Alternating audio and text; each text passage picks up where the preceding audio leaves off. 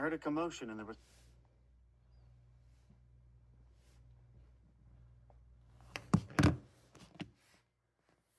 reception area down the hall. A moment later, a large, disheveled man in a stained three-piece suit, carrying a copy of Soldier of Fortune magazine under his arm, burst through my door. He was so agitated and so clearly hungover that I wondered how I could possibly help this hulking man. I asked him to take a seat and tell me what I could do for him. His name was Tom. 10 years earlier, he had been in the Marines, doing his service in Vietnam. He had spent the holiday weekend holed up in his downtown Boston law office, drinking and looking at old photographs, rather than with his family. He knew from previous years' experience that the noise, the fireworks, the heat, and the picnic in his sister's backyard, against the backdrop of dense early summer foliage, all of which reminded him of Vietnam, would drive him crazy. When he got upset, he was afraid to be around his family because he behaved like a monster with his wife and 2 young boys. The noise of his kids made him so agitated that he would storm out of the house to keep himself from hurting them. Only drinking himself into oblivion or riding his Harley Davidson at dangerously high speeds helped him to calm down. Nighttime offered no relief. His sleep was constantly interrupted by nightmares about an ambush in a rice paddy back in Nam, in which all the members of his platoon were killed or wounded. He also had terrifying flashbacks in which he saw dead Vietnamese children. The nightmares were so horrible that he dreaded falling asleep and often stayed up for most of the night drinking. In the morning, his wife would find him passed out on the living room couch, and she and the boys had to tiptoe around him while she made them breakfast before taking them to school. Filling me in on his background, Tom said he had graduated from high school in 1965, the valedictorian of his class. In line with his family tradition of military service, he enlisted in the Marine Corps immediately after graduation. His father had served in World War II in General Patton's army, and Tom had never questioned his father's expectations. Athletic, intelligent, and an obvious leader, Tom felt powerful and effective after finishing basic training, a member of a team that was prepared for just about anything. In Vietnam, he quickly became a platoon leader, in charge of 8 other Marines. Surviving slogging through the mud while being strafed by machine gun fire can leave people feeling pretty good about themselves and their comrades. At the end of his tour of duty, Tom was honorably discharged, and all he wanted was to put Vietnam behind him. Outwardly, that's exactly what he did. He attended college on the GI Bill, graduated from law school, married his high school sweetheart, and had 2 sons.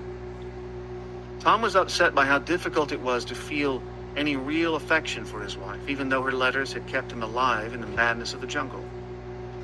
Tom went through the motions of living a normal life, hoping that by faking it, he would learn to become his old self again. He now had a thriving law practice and a picture-perfect family, but he sensed he wasn't normal. He felt dead inside. Although Tom was the first veteran I had ever encountered on a professional basis, many aspects of his story were familiar to me. I grew up in post-war Holland, playing in bombed-out buildings, the son of a man who had been such an outspoken opponent of the Nazis that he had been sent to an internment camp. My father never talked about his war experiences, but he was given to outbursts of explosive rage that stunned me as a little boy. How could the man I heard quietly going down the stairs every morning to pray and read the Bible while the rest of the family slept have such a terrifying temper? How could someone whose life was devoted to the pursuit of social justice be so filled with anger? I witnessed the same puzzling behavior in my uncle, who had been captured by the Japanese in the Dutch East Indies, now Indonesia, and sent as a slave laborer to Burma, where he worked on the famous bridge over the River Kwai. He also rarely mentioned the war, and he, too, often erupted into uncontrollable rages. As I listened to Tom, I wondered if my uncle and my father had had nightmares and flashbacks. If they, too, had felt disconnected from their loved ones and unable to find any real pleasure in their lives. Somewhere in the back of my mind, there must also have been my memories of my frightened and often frightening mother, whose own childhood trauma was sometimes alluded to and, I now believe, was frequently reenacted. She had the unnerving habit of fainting when I asked her what her life was like as a little girl, and then blaming me for making her so upset. Reassured by my obvious interest, Tom settled down to tell me just how scared and confused he was. He was afraid that he was becoming just like his father, who was always angry and rarely talked with his children, except to compare them unfavorably with his comrades who had lost their lives around Christmas 1944 during the Battle of the Bulge. As the session was drawing to a close, I did what doctors typically do. I focused on the one part of Tom's story that I thought I understood: his nightmares. As a medical student, I had worked in a sleep laboratory, observing people's sleep, dream cycles, and had assisted in writing some articles about nightmares. I had also participated in some early research on the beneficial effects of the psychoactive drugs that were just coming into use in the 1970s. So, while I lacked a true grasp of the scope of Tom's problems, the nightmares were something I could relate to. And as an enthusiastic believer in better living through chemistry, I prescribed a drug that we had found to be effective in reducing the incidence and severity of nightmares. I scheduled Tom for a follow-up visit 2 weeks later. When he returned for his appointment, I eagerly asked Tom how the medicines had worked. He told me he hadn't taken any of the pills. Trying to conceal my irritation, I asked him why. I realized that if I take the pills and the nightmares go away, he replied, I will have abandoned my friends, and their deaths will have been in vain. I need to be a living memorial to my friends who died in Vietnam. I was stunned. Tom's loyalty to the dead was keeping him from living his own life, just as his father's devotion to his friends had kept him from living. Both father's and son's experiences on the battlefield had rendered the rest of their lives irrelevant. How had that happened? And what could we do about it? That morning, I realized I would probably spend the rest of my professional life trying to unravel the mysteries of trauma. How do horrific experiences cause people to become hopelessly stuck in the past? What happens in people's minds and brains that keeps them frozen, trapped in a place they desperately wish to escape? Why did this man's war not come to an end in February 1969, when his parents embraced him at Boston's Logan International Airport after his long flight back from Da Nang? Tom's need to live out his life as a memorial to his comrades taught me that he was suffering from a condition much more complex than simply having bad memories or damaged brain chemistry, or altered fear circuits in the brain. Before the ambush in the rice paddy, Tom had been a devoted and loyal friend, someone who enjoyed life with many interests and pleasures. In one terrifying moment, trauma had transformed everything. During my time at the VA, I got to know many men who responded similarly. Faced with even minor frustrations, our veterans often flew instantly into extreme rages. The public areas of the clinic were pockmarked with impacts of their fists on the drywall, and security was kept constantly busy protecting claims agents and receptionists from enraged veterans. Of course, their behavior scared us, but I also was intrigued. At home, my wife and I were coping with similar problems in our toddlers, who regularly threw temper tantrums when told to eat their spinach or put on warm socks. Why was it then that I was utterly unconcerned about my kids' immature behavior, but deeply worried about what was going on with the vets? Aside from their size, of course, which gave them the potential to inflict much more harm than my two-footers at home. The reason was that I felt perfectly confident that, with proper care, my kids would gradually learn to deal with frustrations and disappointments. But I was skeptical that I would be able to help my veterans reacquire the skills of self-control and self-regulation that they had lost in the war. Unfortunately, nothing in my psychiatric training had prepared me to deal with any of the challenges that Tom and his fellow veterans presented. I went down to the medical library to look for books on war neuroses, shell shock, battle fatigue, and any other term or diagnosis I could think of that might shed light on my patients. To my surprise, the library at the VA didn't have a single book about any of these conditions.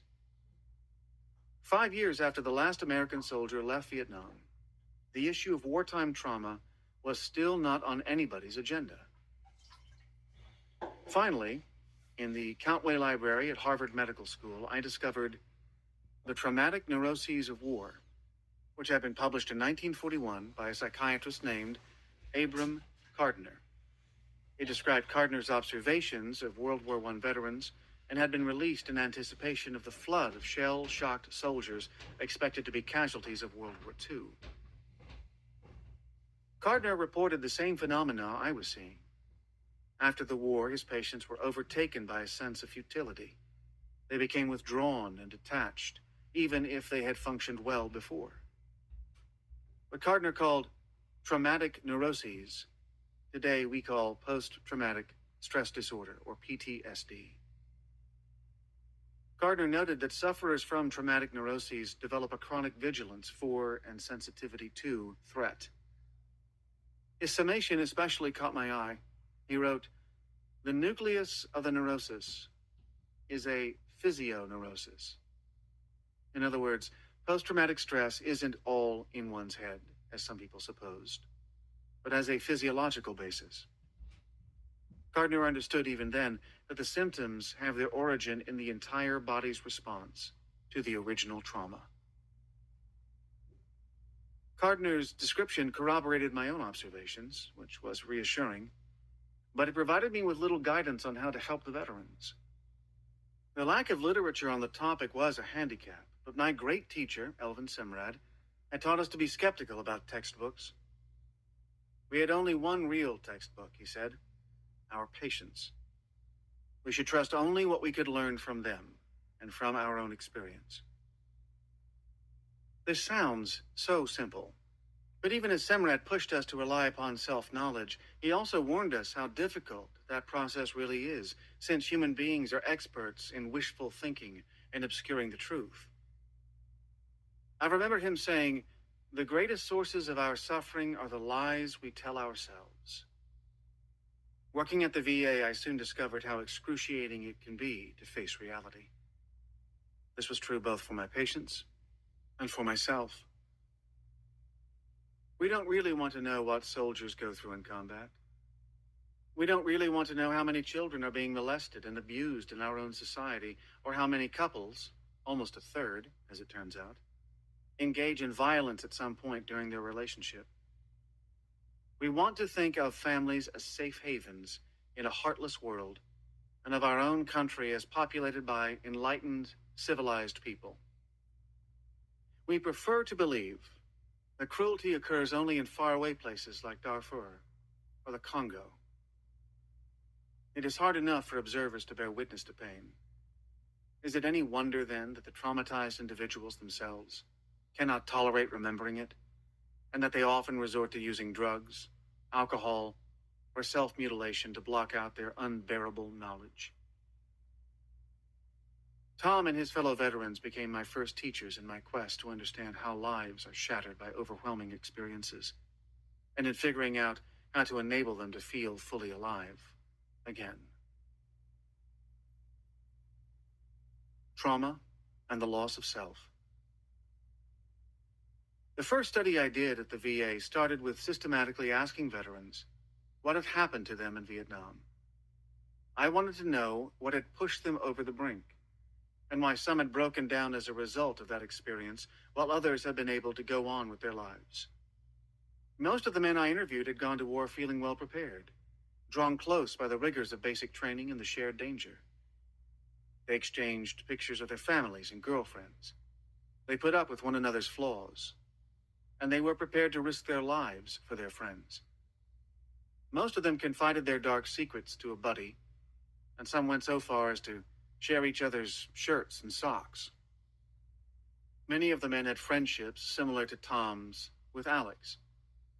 Tom met Alex, an Italian guy from Malden, Massachusetts, on his first day in country, and they instantly became close friends. They drove their Jeep together, listened to the same music, and read each other's letters from home. They got drunk together and chased the same Vietnamese bar girls. After about 3 months in country, Tom led his squad on a foot patrol through a rice paddy just before sunset. Suddenly, a hail of gunfire spurted from the green wall of the surrounding jungle, hitting the men around him one by one. Tom told me how he had looked on in helpless horror as all the members of his platoon were killed or wounded in a matter of seconds. He would never get one image out of his mind: the back of Alex's head as he lay face down in the rice paddy, his feet in the air. Tom wept as he recalled, "He was the only real friend I ever had." Afterward, at night, Tom continued to hear the screams of his men and to see their bodies falling into the water. Any sounds, smells, or images that reminded him of the ambush, like the popping of firecrackers on the 4th of July, made him feel just as paralyzed, terrified, and enraged as he had the day the helicopter evacuated him from the rice paddy. Maybe even worse for Tom than the recurrent flashbacks of the ambush was the memory of what happened afterward. I could easily imagine how Tom's rage about his friend's death had led to the calamity that followed. It took him months of dealing with his paralyzing shame before he could tell me about it. Since time immemorial, veterans, like Achilles in Homer's Iliad, have responded to the death of their comrades with unspeakable acts of revenge.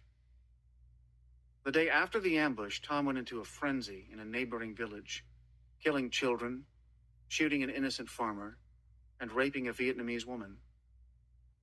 After that, it became truly impossible for him to go home again in any meaningful way.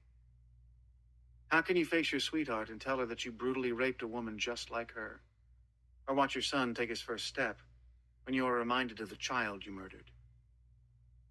Tom experienced the death of Alex as if part of himself had been forever destroyed. The part that was good and honorable and trustworthy. Trauma, whether it is the result of something done to you or something you yourself have done, almost always makes it difficult to engage in intimate relationships. After you have experienced something so unspeakable, how do you learn to trust yourself or anyone else again? Or conversely, how can you surrender to an intimate relationship after you have been brutally violated? Tom kept showing up faithfully for his appointments, as I had become, for him, a lifeline, the father he'd never had, and Alex who had survived the ambush. It takes enormous trust and courage to allow yourself to remember. One of the hardest things for traumatized people is to confront their shame about the way they behaved during the traumatic episode, whether it is objectively warranted, as in the commission of atrocities, or not, as in the case of a child who tries to placate her abuser. One of the first people to write about this phenomenon was Sarah Haley, who occupied an office next to mine at the VA clinic. In an article entitled, "When the Patient Reports Atrocities," which became a major impetus for the ultimate creation of the PTSD diagnosis, she discussed the well-nigh intolerable difficulty of talking about and listening to the horrendous acts that are often committed by soldiers in the course of their war experiences. It's hard enough to face the suffering that has been inflicted by others, but deep down, many traumatized people are even more haunted by the shame they feel about what they themselves did or did not do under the circumstances.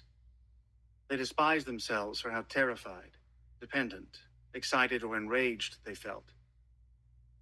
In later years, I encountered a similar phenomenon in victims of child abuse. Most of them suffered from agonizing shame about the actions they took to survive and maintain a connection with the person who abused them. This was particularly true if the abuser was someone close to the child, someone the child depended on, as is often the case. The result can be confusion about whether one was a victim or a willing participant, which in turn leads to bewilderment about the difference between love and terror, pain and pleasure. We will return to this dilemma throughout this book. Numbing. Maybe the worst of Tom's symptoms was that he felt emotionally numb. He desperately wanted to love his family, but he just couldn't evoke any deep feelings for them. He felt emotionally distant from everybody, as though his heart were frozen, and he were living behind a glass wall. That numbness extended to himself as well. He could not really feel anything except for his momentary rages and his shame. He described how he hardly recognized himself when he looked in the mirror to shave. When he heard himself arguing a case in court, he would observe himself from a distance and wonder how this guy, who happened to look and talk like him, was able to make such cogent arguments. When he won a case, he pretended to be gratified, and when he lost, it was as though he had seen it coming and was resigned to the defeat even before it happened. Despite the fact that he was a very effective lawyer, he always felt as though he were floating in space, lacking any sense of purpose or direction. The only thing that occasionally relieved this feeling of aimlessness was intense involvement in a particular case. During the course of our treatment, Tom had to defend a mobster on a murder charge.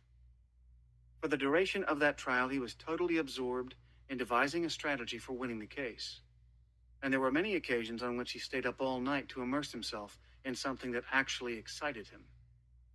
It was like being in combat, he said. He felt fully alive, and nothing else mattered. The moment Tom won that case, however, he lost his energy and sense of purpose.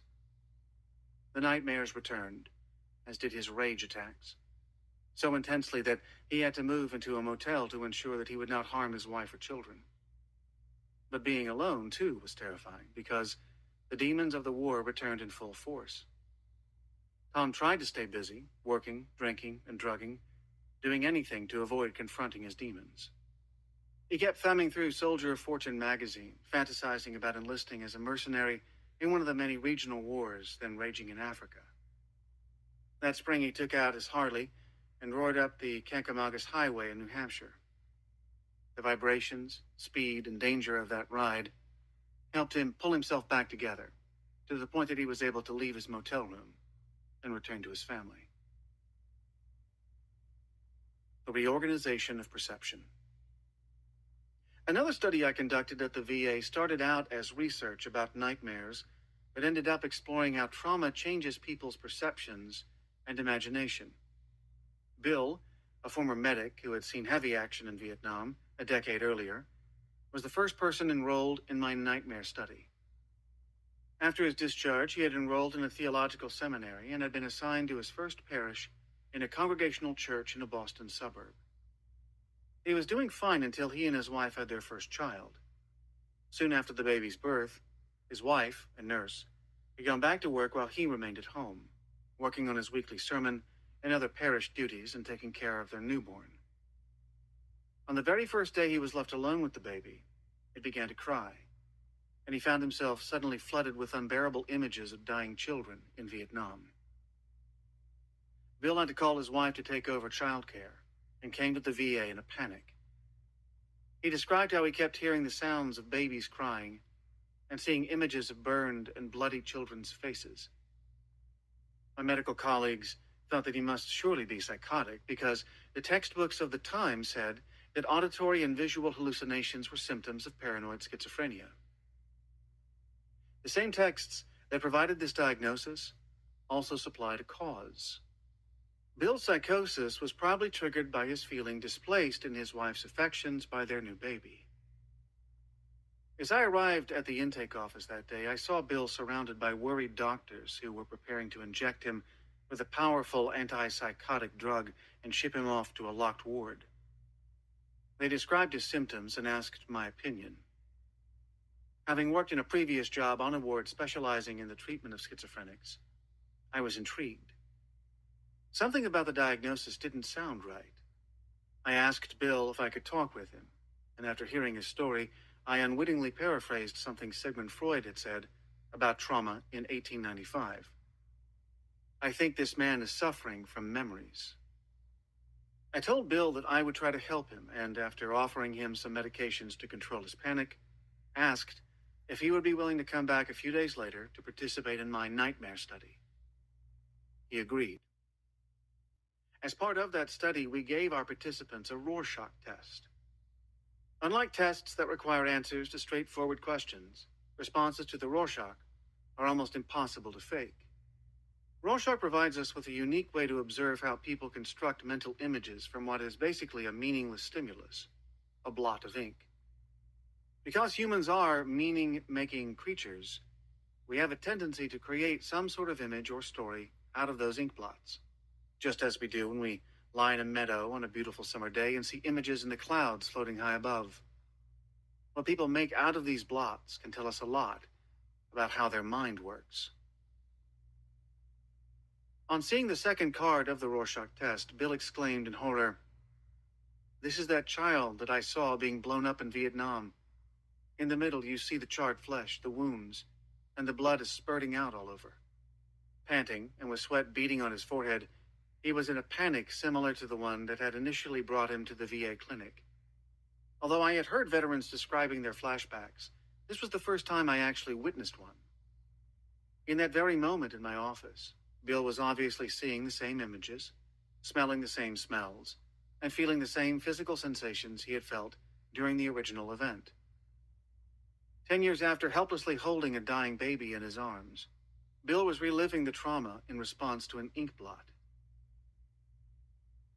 Experiencing Bill's flashback firsthand in my office helped me realize the agony that regularly visited the veterans I was trying to treat, and helped me appreciate again how critical it was to find a solution. The traumatic event itself, however horrendous, had a beginning, a middle, and an end. But I now saw that flashbacks could be even worse. You never know when you will be assaulted by them again, and you have no way of telling when they will stop. It took me years to learn how to effectively treat flashbacks, and in this process, Bill turned out to be one of my most important mentors. When we gave the Rorschach test to 21 additional veterans, the response was consistent. 16 of them, on seeing the second card, reacted as if they were experiencing a wartime trauma.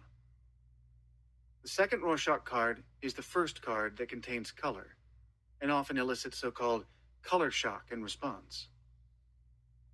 The veterans interpreted this card with descriptions like, "These are the bowels of my friend Jim after a mortar shell ripped him open," and "This is the neck of my friend Danny after his head was blown off by a shell while we were eating lunch." None of them mentioned dancing monks, fluttering butterflies, men on motorcycles, or any of the other ordinary, sometimes whimsical images that most people see. While the majority of the veterans were greatly upset by what they saw, the reactions of the remaining 5 were even more alarming. They simply went blank. "This is nothing," they observed. "Just a bunch of ink." They were right, of course, but the normal human response to ambiguous stimuli is to use our imagination to read something into them. We learned from these Rorschach tests that traumatized people have a tendency to superimpose their trauma on everything around them and have trouble deciphering whatever is going on around them. There appeared to be little in between. We also learned that trauma affects the imagination.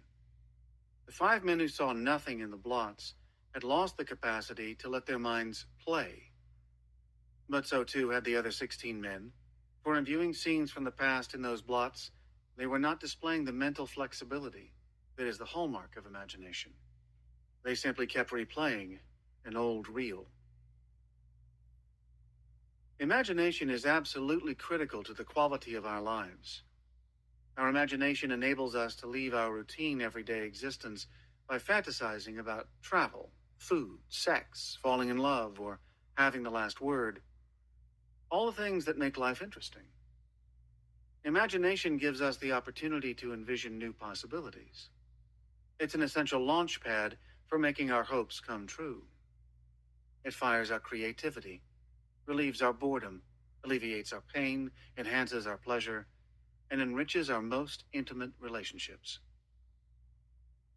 When people are compulsively and constantly pulled back into the past, to the last time they felt intense involvement and deep emotions, they suffer from a failure of imagination, a loss of mental flexibility.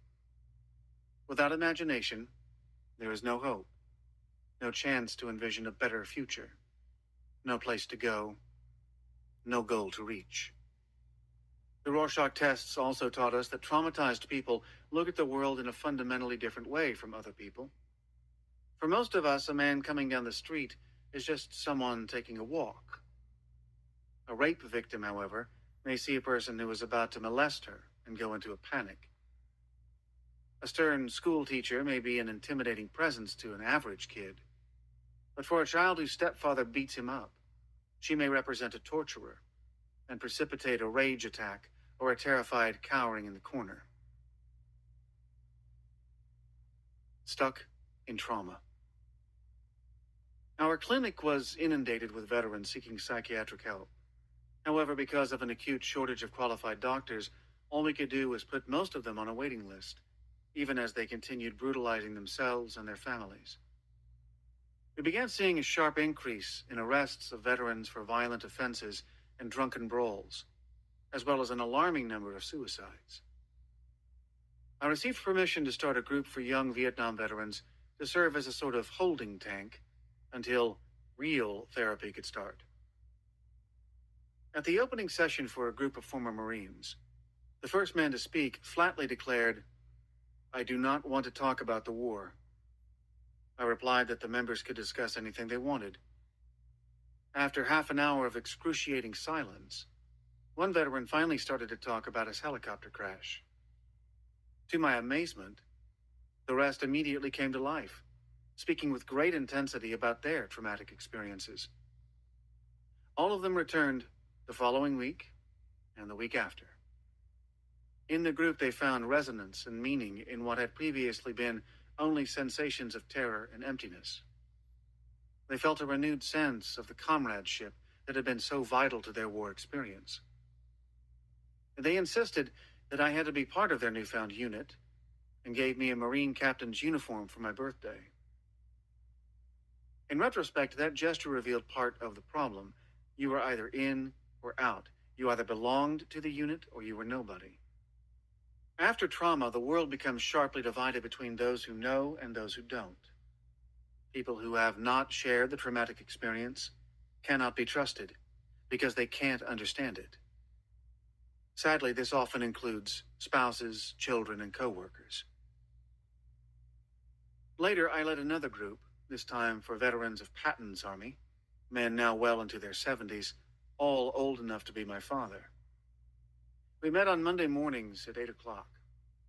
In Boston, winter snowstorms occasionally paralyze the public transit system. But to my amazement, all of them showed up even during blizzards, some of them trudging several miles through the snow to reach the VA clinic. For Christmas, they gave me a 1940s GI issue wristwatch. As had been the case with my group of Marines, I could not be their doctor unless they made me one of them. Moving as these experiences were, the limits of group therapy became clear when I urged the men to talk about the issues they confronted in their daily lives. Their relationships with their wives, children, girlfriends, and family. Dealing with their bosses and finding satisfaction in their work. Their heavy use of alcohol. Their typical response was to balk and resist and instead recount, yet again, how they had plunged a dagger through the heart of a German soldier in the Hurtgen forest, or how their helicopter had been shot down in the jungles of Vietnam. Whether the trauma had occurred 10 years in the past, or more than 40, my patients could not bridge the gap between their wartime experiences and their current lives. Somehow, the very event that caused them so much pain had also become their sole source of meaning. They felt fully alive only when they were revisiting their traumatic past.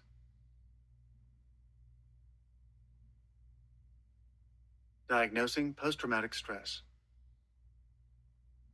In those early days at the VA, we labeled our veterans with all sorts of diagnoses: alcoholism, substance abuse, depression, mood disorder, even schizophrenia. And we tried every treatment in our textbooks.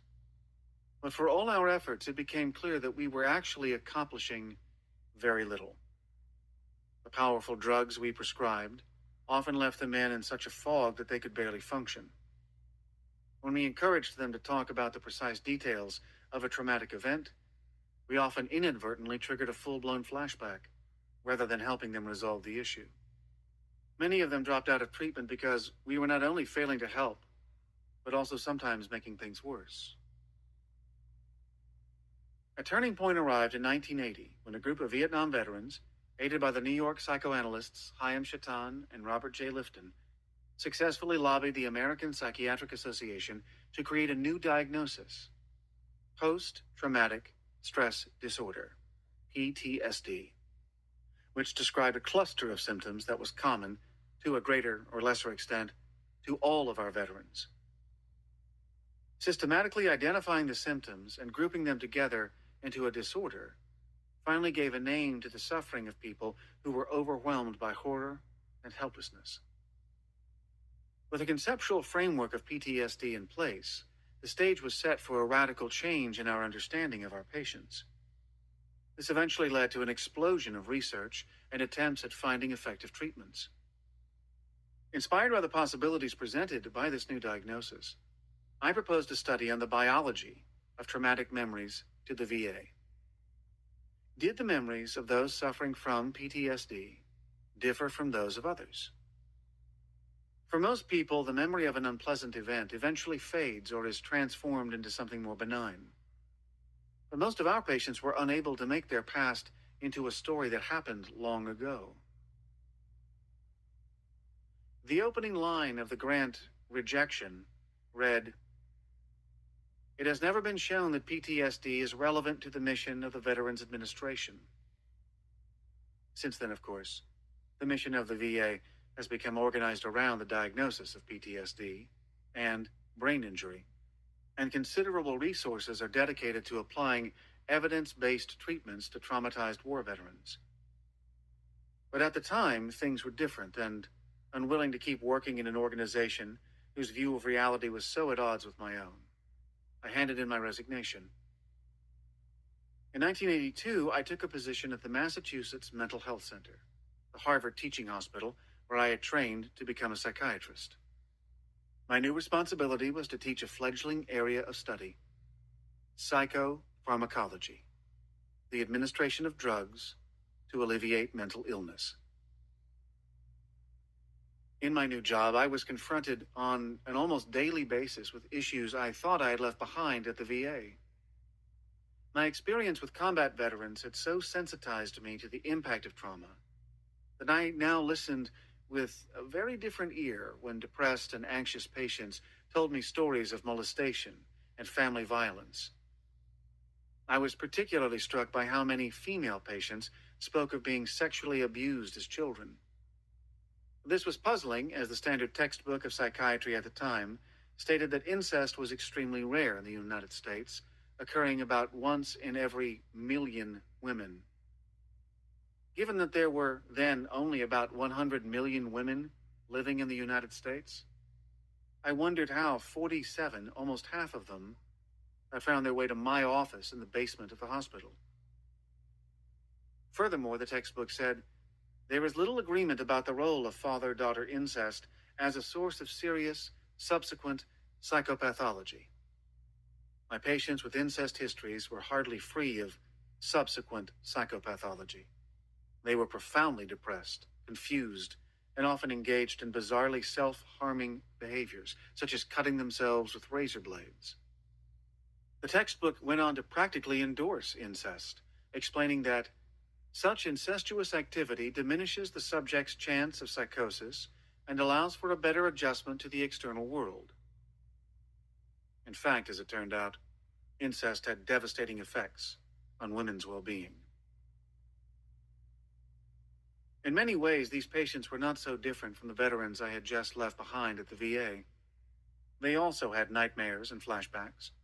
They also alternated between occasional bouts of explosive rage and long periods of being emotionally shut down. Most of them had great difficulty getting along with other people and had trouble maintaining meaningful relationships. As we now know, war is not the only calamity that leaves human lives in ruins.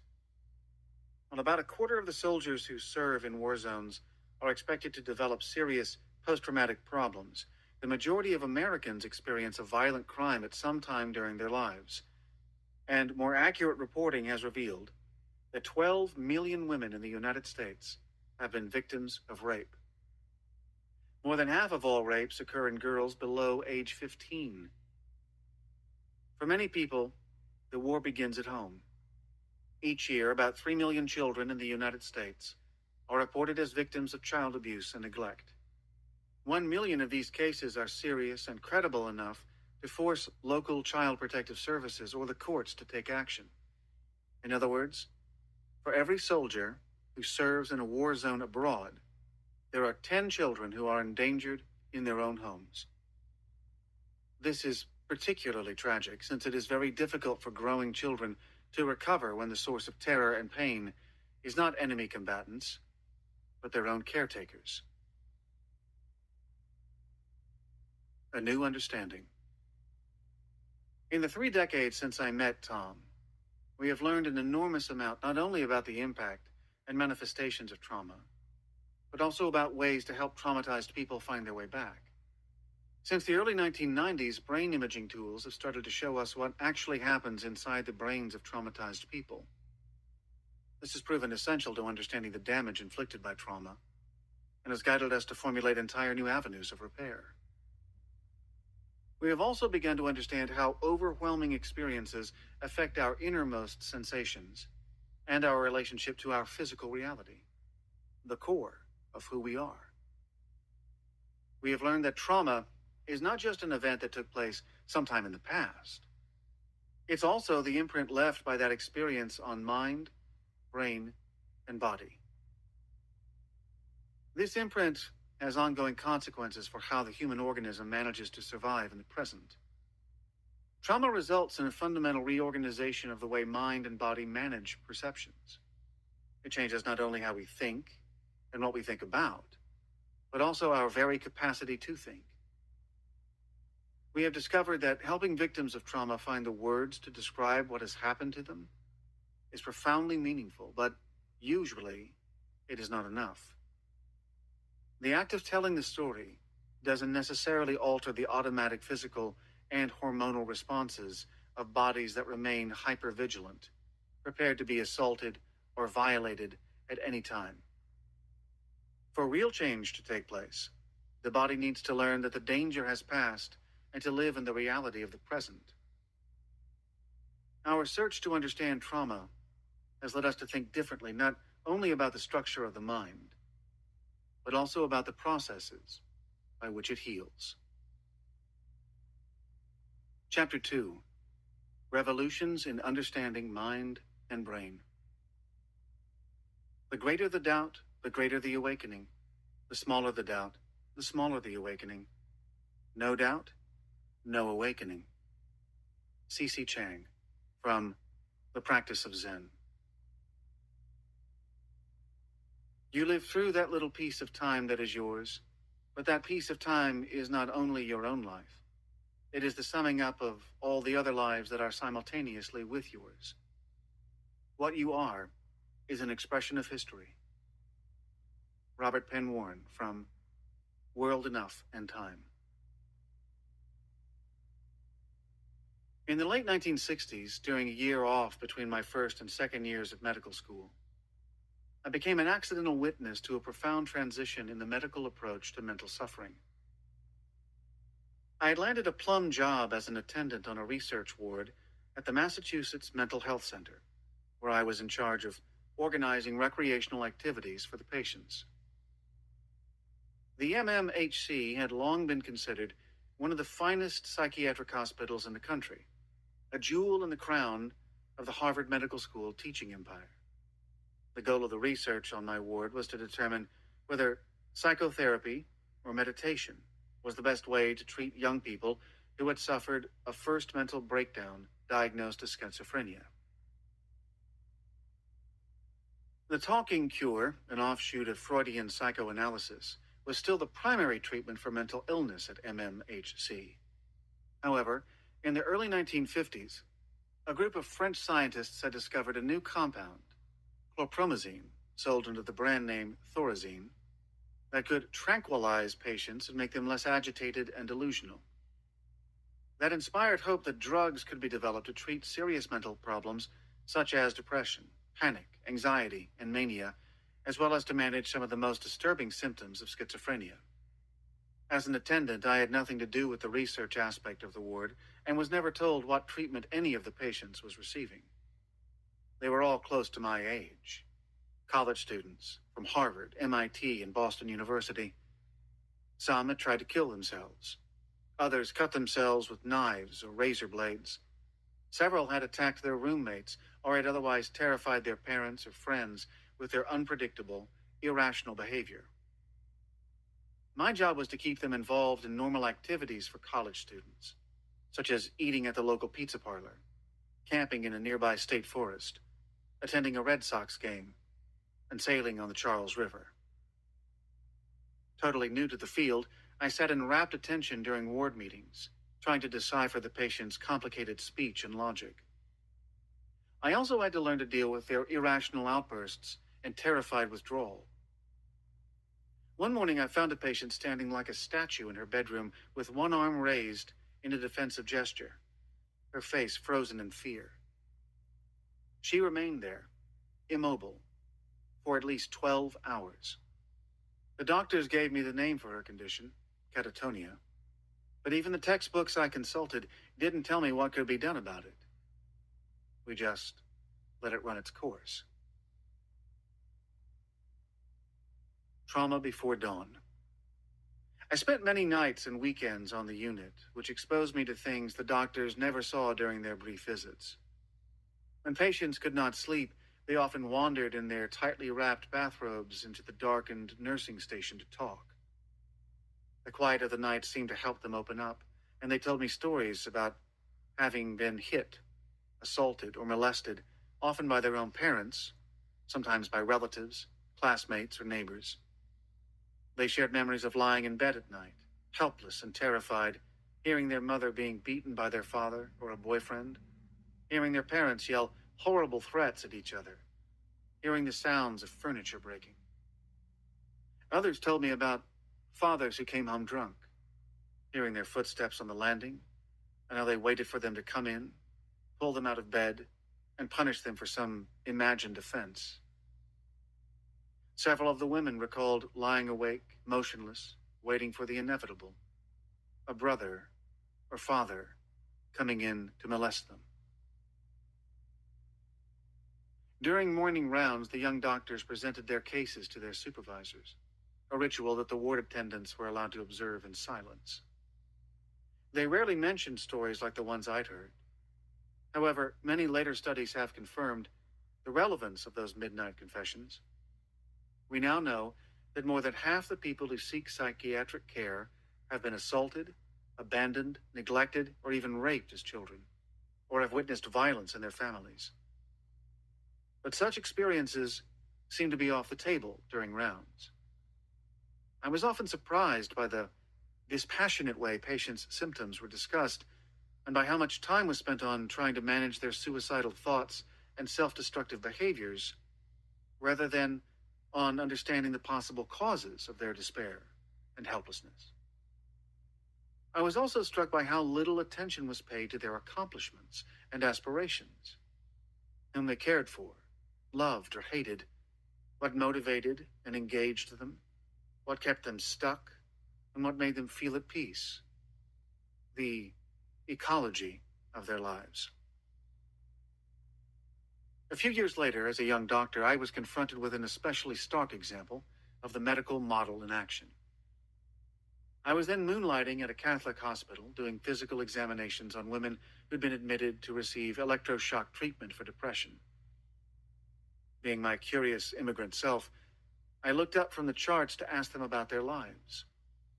Many of them spilled out stories of painful marriages, difficult children, and guilt over abortions. As they spoke, they visibly brightened and often thanked me effusively for listening to them. Some of them wondered if they really still needed electroshock after having gotten so much off their chests.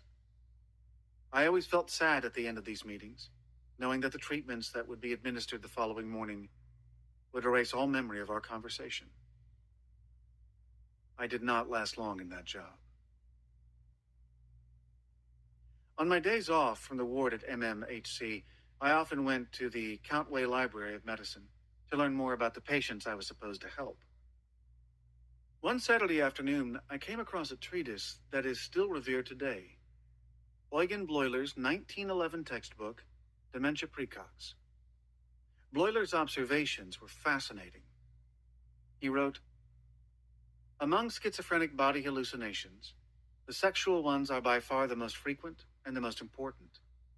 All the raptures and joys of normal and abnormal sexual satisfaction are experienced by these patients, but even more frequently, every obscene and disgusting practice which the most extravagant fantasy can conjure up. Male patients have their semen drawn off, painful erections are stimulated. The women patients are raped and injured in the most devilish ways. In spite of the symbolic meaning of many such hallucinations, the majority of them correspond to real sensations. This made me wonder. Our patients had hallucinations. The doctors routinely asked about them and noted them as signs of how disturbed the patients were. But if the stories I'd heard in the wee hours were true, could it be that these hallucinations were in fact the fragmented memories of real experiences? Were hallucinations just the concoctions of sick brains? Could people make up physical sensations they had never experienced? Was there a clear line between creativity and pathological imagination, between memory and imagination? These questions remain unanswered to this day, but research has shown that people who've been abused as children often feel sensations, such as abdominal pain, that have no obvious physical cause. They hear voices warning of danger or accusing them of heinous crimes. There was no question that many patients on the ward engaged in violent, bizarre, and self-destructive behaviors, particularly when they felt frustrated, thwarted, or misunderstood. They threw temper tantrums, hurled plates, smashed windows, and cut themselves with shards of glass. At that time, I had no idea why someone might react to a simple request, such as, "Let me clean that goop out of your hair," with rage or terror. I usually followed the lead of the experienced nurses who signaled when to back off, or, if that did not work, to restrain a patient. I was surprised and alarmed by the satisfaction I sometimes felt after I'd wrestled a patient to the floor so a nurse could give an injection.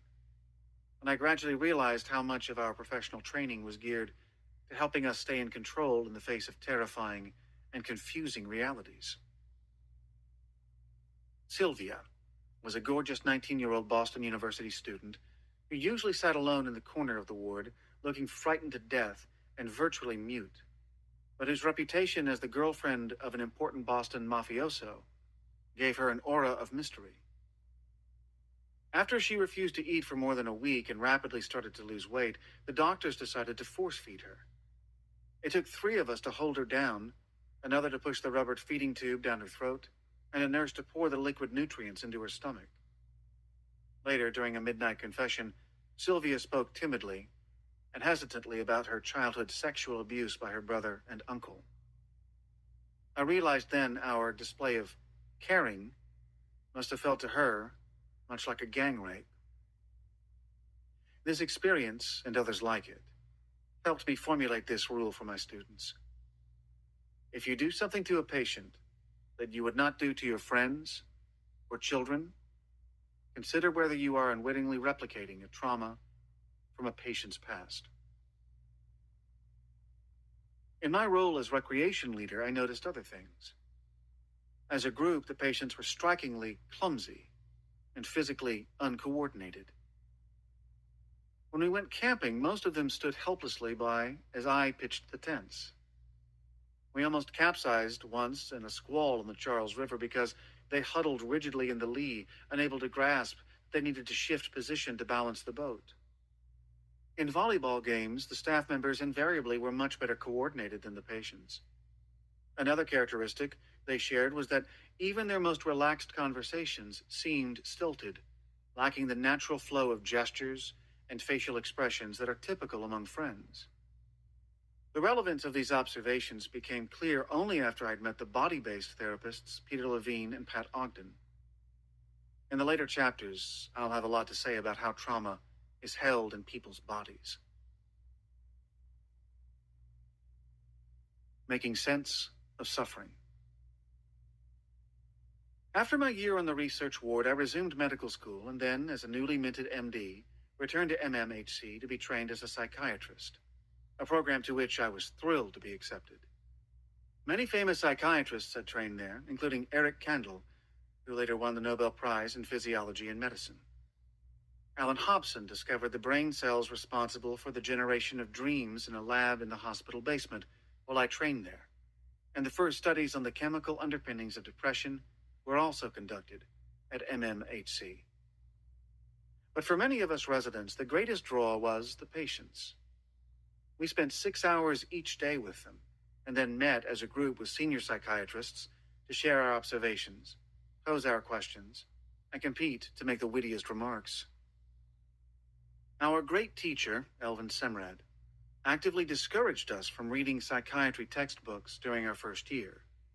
This intellectual starvation diet may account for the fact that most of us later became voracious readers and prolific writers.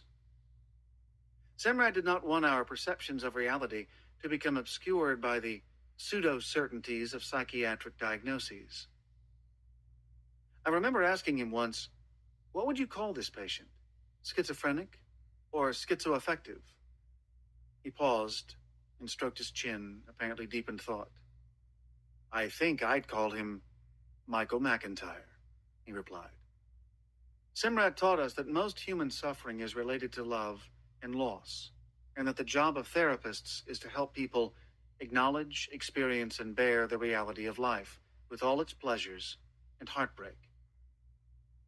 The greatest sources of our suffering are the lies we tell ourselves, he'd say, urging us to be honest with ourselves about every facet of our experience. He often said that people can never get better without knowing what they know and feeling what they feel. I remember being surprised to hear this distinguished old Harvard professor confess how comforted he was to feel his wife's bum against him as he fell asleep at night. By disclosing such simple human needs in himself, he helped us recognize how basic they were to our lives. Failure to attend to them results in a stunted existence, no matter how lofty our thoughts and worldly accomplishments. Healing, he told us, depends on experiential knowledge. You can be fully in charge of your life only if you can acknowledge the reality of your body in all its visceral dimensions. Our profession, however, was moving in a different direction. In 1968, the American Journal of Psychiatry had published the results of the study from the ward where I'd been an attendant. They showed unequivocally that schizophrenic patients who received drugs alone had a better outcome than those who talked 3 times a week with the best therapists in Boston. This study was one of many milestones on a road that gradually changed how medicine and psychiatry approached psychological problems. From infinitely variable expressions of intolerable feelings and relationships to a brain disease model of discrete disorders.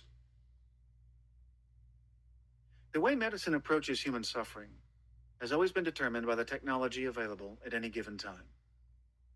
Before the Enlightenment, aberrations in behavior were ascribed to God, sin, magic, witches, and evil spirits.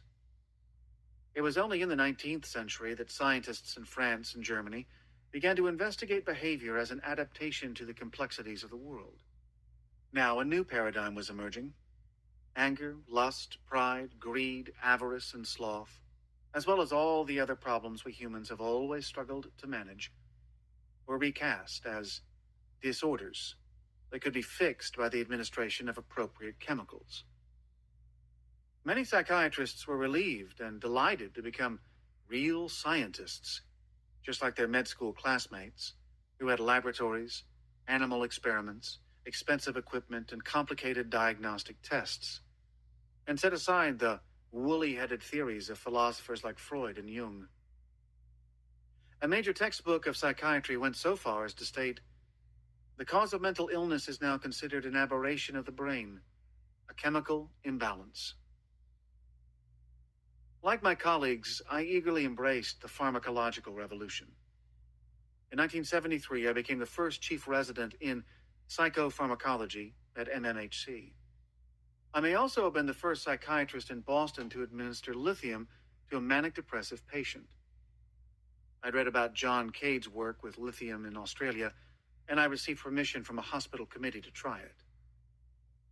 On lithium, a woman who had been manic every May for the past 35 years and suicidally depressed every November stopped cycling and remained stable for the 3 years she was under my care. I was also part of the first U.S. research team to test the antipsychotic Clozaril on chronic patients who were warehoused in the back wards of the old insane asylums. Some of their responses were miraculous.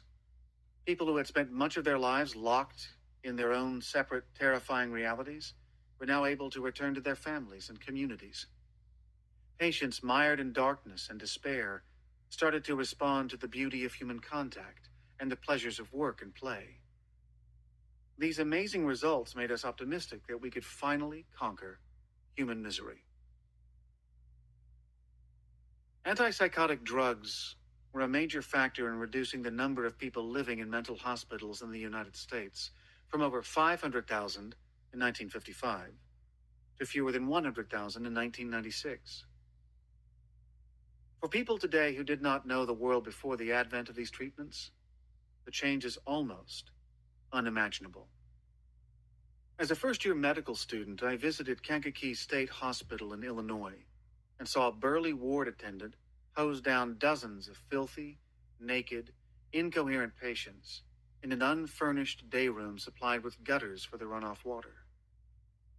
This memory now seems more like a nightmare than like something I witnessed with my own eyes.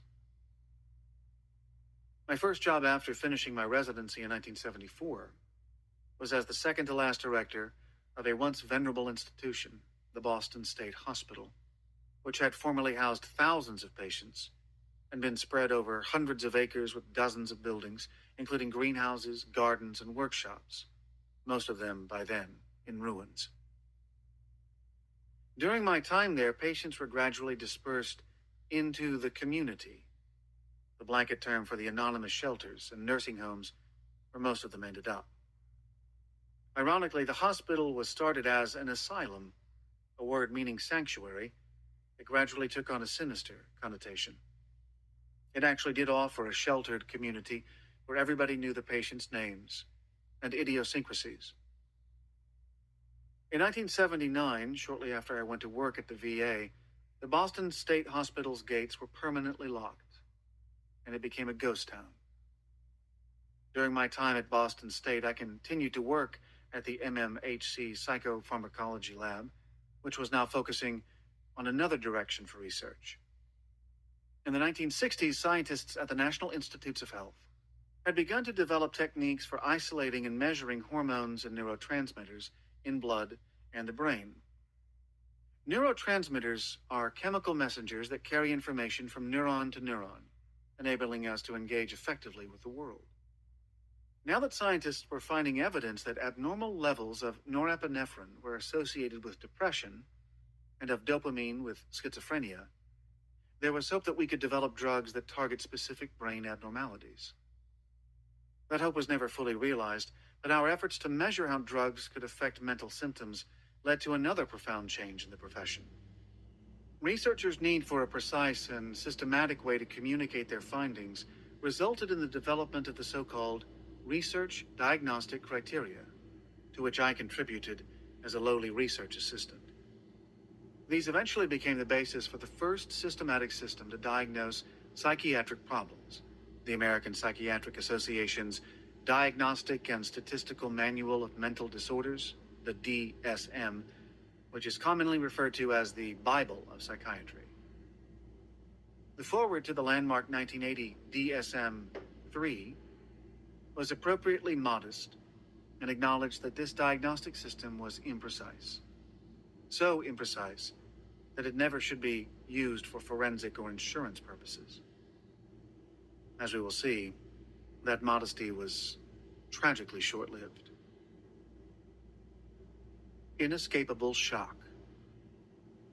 Preoccupied with so many lingering questions about traumatic stress, I became intrigued with the idea that the nascent field of neuroscience could provide some answers, and started to attend the meetings of the American College of Neuropsychopharmacology, the ACNP.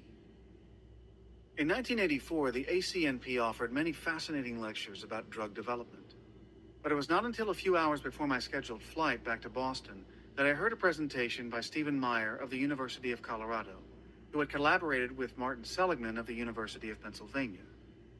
His topic was learned helplessness in animals. Meyer and Seligman had repeatedly administered painful electric shocks to dogs who were trapped in locked cages. They called this condition inescapable shock. Being a dog lover, I realized that I could never have done such research myself, but I was curious about how this cruelty would affect the animals. After administering several courses of electric shock, the researchers opened the doors of the cages and then shocked the dogs again. A group of control dogs who had never been shocked before immediately ran away.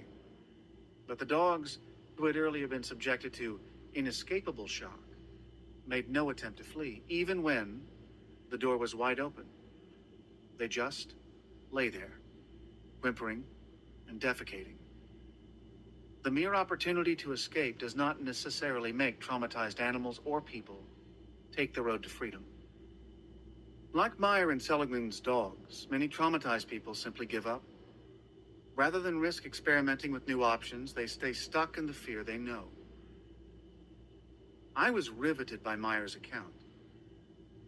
What they had done to these poor dogs was exactly what had happened to my traumatized human patients.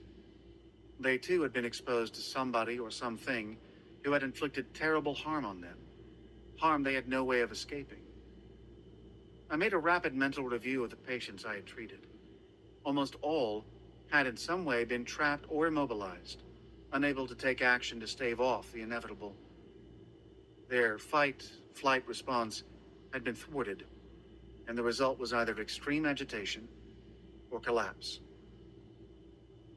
Meyer and Seligman also found that traumatized dogs secrete much larger amounts of stress hormones than was normal. This supported what we were beginning to learn about the biological underpinnings of traumatic stress. A group of young researchers, among them Stephen Southwick and John Crystal at Yale, Ari Shalev at Hadassah Medical School in Jerusalem, Frank Putnam at the National Institute of Mental Health, the NIMH, and Roger Pittman, later at Harvard, were all finding that traumatized people keep secreting large amounts of stress hormones long after the actual danger has passed.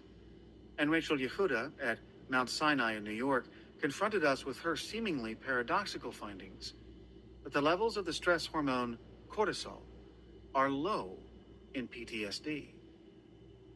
Her discoveries only started to make sense when her research clarified that cortisol puts an end to the stress response by sending an all-safe signal, and that in PTSD, the body's stress hormones do, in fact, not return to baseline after the threat has passed. Ideally, our stress hormone system should provide a lightning-fast response to threat, but then quickly return us to equilibrium. In PTSD patients, however, the stress hormone system fails at this balancing act. Fight, flight, freeze signals continue after the danger is over, and as in the case of the dogs, do not return to normal. Instead, the continued secretion of stress hormones is expressed as agitation and panic, and in the long term, wreaks havoc with their health. I missed my plane that day because I had to talk with Steve Meyer. His workshop offered clues not only with the underlying problems of my patients, but also potential keys to their resolution. For example, he and Seligman had found that the only way to teach the traumatized dogs to get off the electric grids when the doors were open was to repeatedly drag them out of their cages so they could physically experience how they could get away. I wondered if we also could help my patients with their fundamental orientation that there was nothing they could do to defend themselves. Did my patients also need to have physical experiences to restore a visceral sense of control? What if they could be taught to physically move to escape a potentially threatening situation that was similar to the trauma in which they had been trapped and immobilized? As I will discuss in the treatment part of this book, That was one of the conclusions I eventually reached. Further animal studies involving mice, rats, cats, monkeys, and elephants brought more intriguing data. For example, when researchers played a loud, intrusive sound, mice that had been raised in a warm nest with plenty of food scurried home immediately. But another group, raised in a noisy nest with scarce food supplies, also ran for home, even after spending time in more pleasant surroundings. Scared animals return home, regardless of whether home is safe or frightening. I thought about my patients with abusive families who kept going back to be hurt again. Are traumatized people condemned to seek refuge in what is familiar? If so, why? And is it possible to help them become attached to places and activities that are safe and pleasurable? Addicted to trauma, the pain of pleasure and the pleasure of pain. One of the things that struck my colleague Mark Greenberg and me when we ran therapy groups for Vietnam combat veterans was how, despite their feelings of horror and grief, many of them seemed to come to life when they talked about their helicopter crashes and their dying comrades. Former New York Times correspondent Chris Hedges, who covered a number of brutal conflicts, entitled his book, "War is a Force That Gives Us Meaning." Many traumatized people seem to seek out experiences that would repel most of us, and patients often complain about a vague sense of emptiness and boredom when they are not angry, under duress, or involved in some dangerous activity. My patient Julia was brutally raped at gunpoint in a hotel room at age 16. Shortly thereafter, she got involved with a violent pimp who prostituted her. He regularly beat her up. She was repeatedly jailed for prostitution, but she always went back to her pimp. Finally, her grandparents intervened and paid for an intense rehab program. After she successfully completed inpatient treatment, she started working as a receptionist and taking courses at a local college. In her sociology class, she wrote a term paper about the liberating possibilities of prostitution, for which she read the memoirs of several famous prostitutes. She gradually dropped all her other courses. A brief relationship with a classmate quickly went sour. He bored her to tears, she said, and she was repelled by his boxer shorts. She then picked up an addict on the subway who first beat her up and then started to stalk her. She finally became motivated to return to treatment when she was once again severely beaten. Freud had a term for such traumatic reenactments. He called them the compulsion to repeat. He and many of his followers believed that reenactments were an unconscious attempt to get control over a painful situation, and that they eventually could lead to mastery and resolution. There is no evidence for that theory. Repetition leads only to further pain and self-hatred. In fact, even reliving the trauma repeatedly in therapy may reinforce preoccupation and fixation. Mark Greenberg and I decided to learn more about attractors, the things that draw us, motivate us, and make us feel alive. Normally, attractors are meant to make us feel better. So, why are so many people attracted to dangerous or painful situations? We eventually found a study that explained how activities that cause fear or pain can later become thrilling experiences.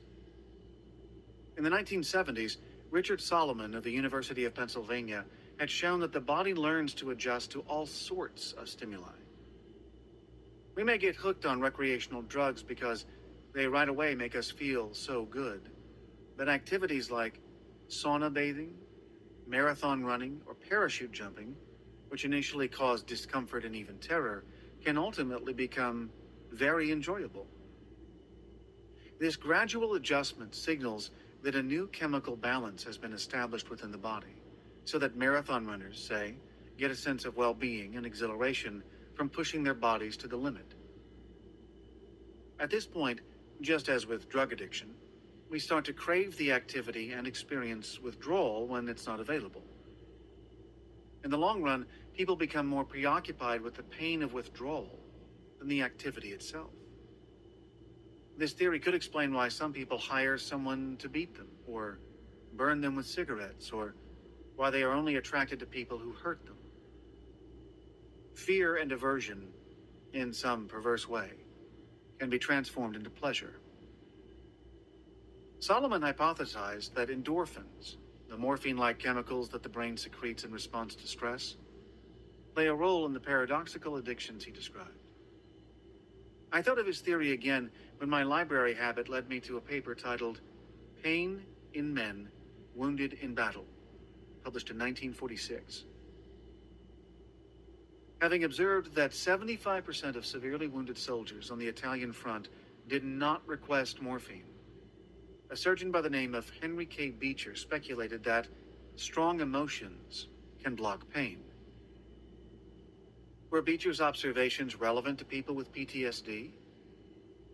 Mark Greenberg, Roger Pittman, Scott Orr, and I decided to ask 8 Vietnam combat veterans if they would be willing to take a standard pain test while they watched scenes from a number of movies. The first clip we showed was from Oliver Stone's graphically violent Platoon, 1986. And while it ran, we measured how long the veterans could keep their right hands in a bucket of ice water. We then repeated this process with a peaceful and long-forgotten movie clip. 7 of the 8 veterans kept their hands in the painfully cold water 30% longer during Platoon. We then calculated that the amount of analgesia produced by watching 15 minutes of a combat movie was equivalent to that produced by being injected with 8 milligrams of morphine, about the same dose a person would receive in an emergency room for crushing chest pain. We concluded that Beecher's speculation that strong emotions can block pain was the result of the release of morphine-like substances manufactured in the brain. This suggested that for many traumatized people, re-exposure to stress might provide a similar relief from anxiety. It was an interesting experiment, but it did not fully explain why Julia kept going back to her violent pimp. Soothing the brain. The 1985 ACNP meeting was, if possible, even more thought-provoking than the previous year's session. King's College professor Jeffrey Gray gave a talk about the amygdala, a cluster of brain cells that determines whether a sound, image, or body sensation is perceived as a threat. Gray's data showed that the sensitivity of the amygdala depended, at least in part, on the amount of the neurotransmitter serotonin in that part of the brain. Animals with low serotonin levels were hyperreactive to stressful stimuli, like loud noises, while higher levels of serotonin dampened their fear system, making them less likely to become aggressive or frozen in response to potential threats. That struck me as an important finding. My patients were always blowing up in response to small provocations and felt devastated by the slightest rejection. I became fascinated by the possible role of serotonin in PTSD.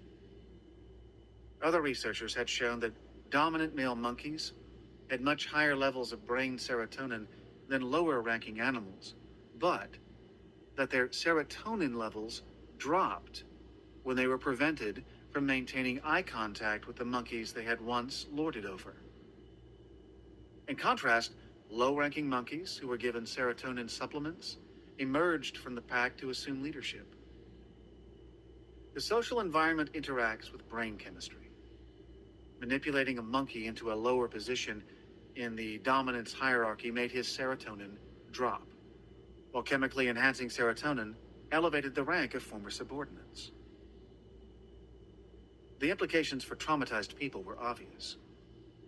Like Gray's low serotonin animals, they were hyperreactive, and their ability to cope socially was often compromised. If we could find ways to increase brain serotonin levels, perhaps we could address both problems simultaneously. At the same 1985 meeting, I learned that drug companies were developing 2 new products to do precisely that. But since neither was yet available, I experimented briefly with the health food store supplement L-tryptophan, which is a chemical precursor of serotonin in the body. The results were disappointing. One of the drugs under investigation never made it to market.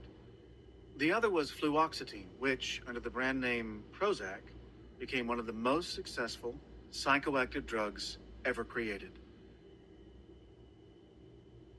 On Monday, February 8, 1988, Prozac was released by the drug company Eli Lilly. The first patient I saw that day was a young woman with an horrendous history of childhood abuse who was now struggling with bulimia. She basically spent much of her life binging and purging. I gave her a prescription for this brand new drug, and when she returned on Thursday, she said, "I've had a very different last few days. I ate when I was hungry, and the rest of the time I did my schoolwork." This was one of the most dramatic statements I had ever heard in my office. On Friday, I saw another patient to whom I'd given Prozac the previous Monday. She was a chronically depressed mother of 2 school-aged children, preoccupied with their failures as a mother and wife and overwhelmed by demands from the parents who had badly mistreated her as a child. After 4 days on Prozac, she asked me if she could skip her appointment the following Monday, which was President's Day. "After all," she explained, "I've never taken my kids skiing. My husband always does, and they are off that day. It would really be nice for them to have some good memories of us having fun together." This was a patient who had always struggled merely to get through the day.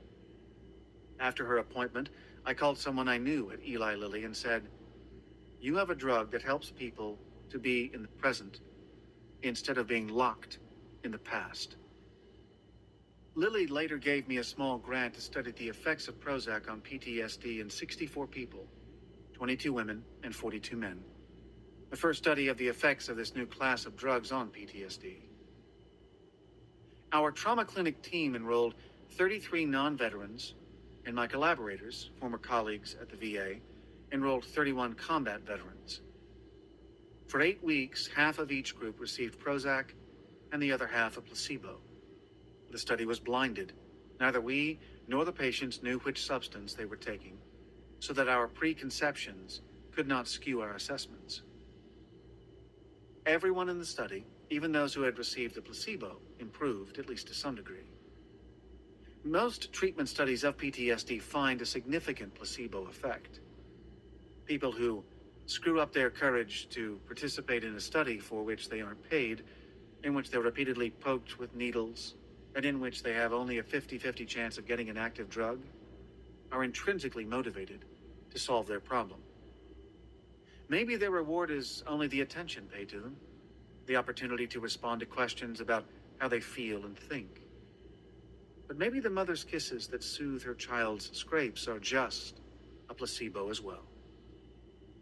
Prozac worked significantly better than the placebo for the patients from the trauma clinic. They slept more soundly, they had more control over their emotions, and were less preoccupied with the past than those who received a sugar pill. Surprisingly, however, the Prozac had no effect at all on the combat veterans at the VA. Their PTSD symptoms were unchanged. These results have held true for most subsequent pharmacological studies on veterans. While a few have shown modest improvements, most have not benefited at all.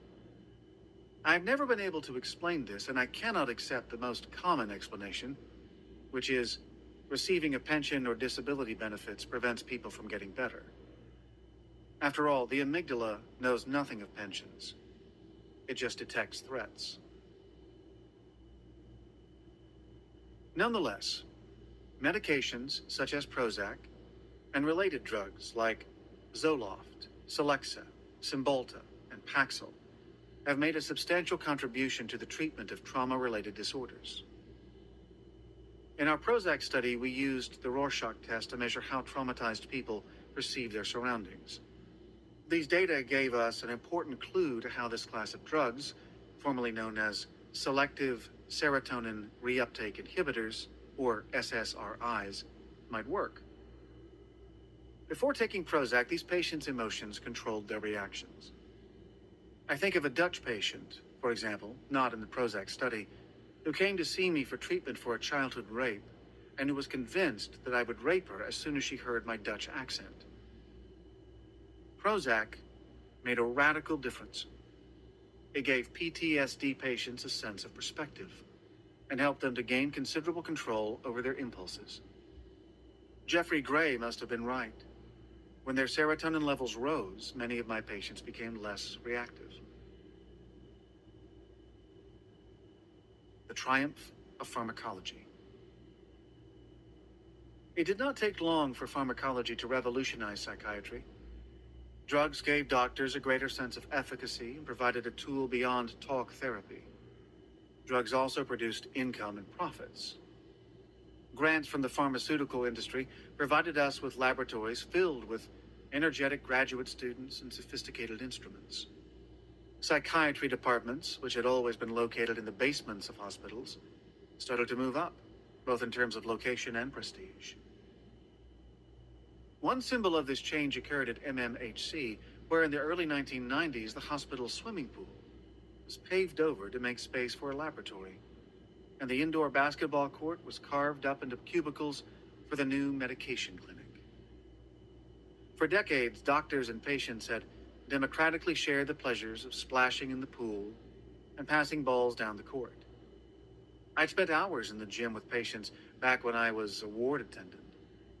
It was the one place where we could all restore a sense of physical well-being, an island in the midst of the misery we faced every day.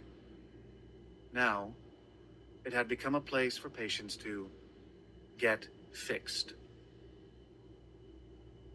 The drug revolution that started out with so much promise may in the end have done as much harm as good. The theory that mental illness is caused primarily by chemical imbalances in the brain that can be corrected by specific drugs has become broadly accepted by the media and the public, as well as by the medical profession. In many places, drugs have displaced therapy and enabled patients to suppress their problems without addressing the underlying issues. Antidepressants can make all the difference in the world in helping with day-to-day functioning. And if it comes to a choice between taking a sleeping pill and drinking yourself into a stupor every night to get a few hours of sleep, there is no question which is preferable. For people who are exhausted from trying to make it on their own through yoga classes, workout routines, or simply toughing it out, medications often can bring life-saving relief. The SSRIs can be very helpful in making traumatized people less enslaved by their emotions, but they should only be considered adjuncts in their overall treatment. After conducting numerous studies of medications for PTSD, I've come to realize that psychiatric medications have a serious downside, as they may deflect attention from dealing with the underlying issues. The brain disease model takes control over people's fate out of their own hands and puts doctors and insurance companies in charge of fixing their problems. Over the past 3 decades, psychiatric medications have become a mainstay in our culture, with dubious consequences. Consider the case of antidepressants. If they were indeed as effective as we have been led to believe, depression should by now have become a minor issue in our society. Instead, even as antidepressant use continues to increase, it has not made a dent in hospital admissions for depression. The number of people treated for depression has tripled over the past 2 decades, and 1 in 10 Americans now take antidepressants. The new generation of antipsychotics, such as Abilify, Risperdal, Zyprexa, and Seroquel, are the top-selling drugs in the United States. In 2012, the public spent $1,526,228,000 on Abilify, more than on any other medication. Number 3 was Cymbalta, an antidepressant that sold well over $1 billion worth of pills, even though it has never been shown to be superior to older antidepressants like Prozac, for which much cheaper generics are available. Medicaid, the government health program for the poor, spends more on antipsychotics than on any other class of drugs. In 2008, the most recent year for which complete data are available, It funded $3.6 billion for antipsychotic medications, up from $1.65 billion in 1999. The number of people under the age of 20 receiving Medicaid-funded prescriptions for antipsychotic drugs tripled between 1999 and 2008. On November 4th, 2013, Johnson & Johnson agreed to pay more than $2.2 billion in criminal and civil fines to settle accusations that it had improperly promoted the antipsychotic drug Risperdal to older adults, children, and people with developmental disabilities. But nobody is holding the doctors who prescribed them accountable. 500,000 children in the United States currently take antipsychotic drugs. Children from low-income families are 4 times as likely as privately insured children to receive antipsychotic medications. These medications often are used to make abused and neglected children more tractable. In 2008, 19,045 children under age 5 and under were prescribed antipsychotics through Medicaid. One study, based on Medicaid data in 13 states, found that 12.4% of children in foster care received antipsychotics, compared with 1.4% of Medicaid-eligible children in general. These medications make children more manageable and less aggressive, but they also interfere with motivation, play, and curiosity, which are indispensable for maturing into a well-functioning and contributing member of society. Children who take them are also at risk of becoming morbidly obese and developing diabetes. Meanwhile, drug overdoses involving a combination of psychiatric and pain medications continue to rise. Because drugs have become so profitable, major medical journals rarely publish studies on non-drug treatments of mental health problems. Practitioners who explore treatments are typically marginalized as alternative. Studies of non-drug treatments are rarely funded unless they involve so-called manualized protocols, where patients and therapists go through narrowly prescribed sequences that allow little fine-tuning to individual patients' needs. Mainstream medicine is firmly committed to a better life through chemistry, and the fact that we can actually change our own physiology and inner equilibrium by means other than drugs is rarely considered. Adaptation or disease? The brain disease model overlooks 4 fundamental truths. 1, our capacity to destroy one another is matched by our capacity to heal one another. Restoring relationships and community is central to restoring well-being.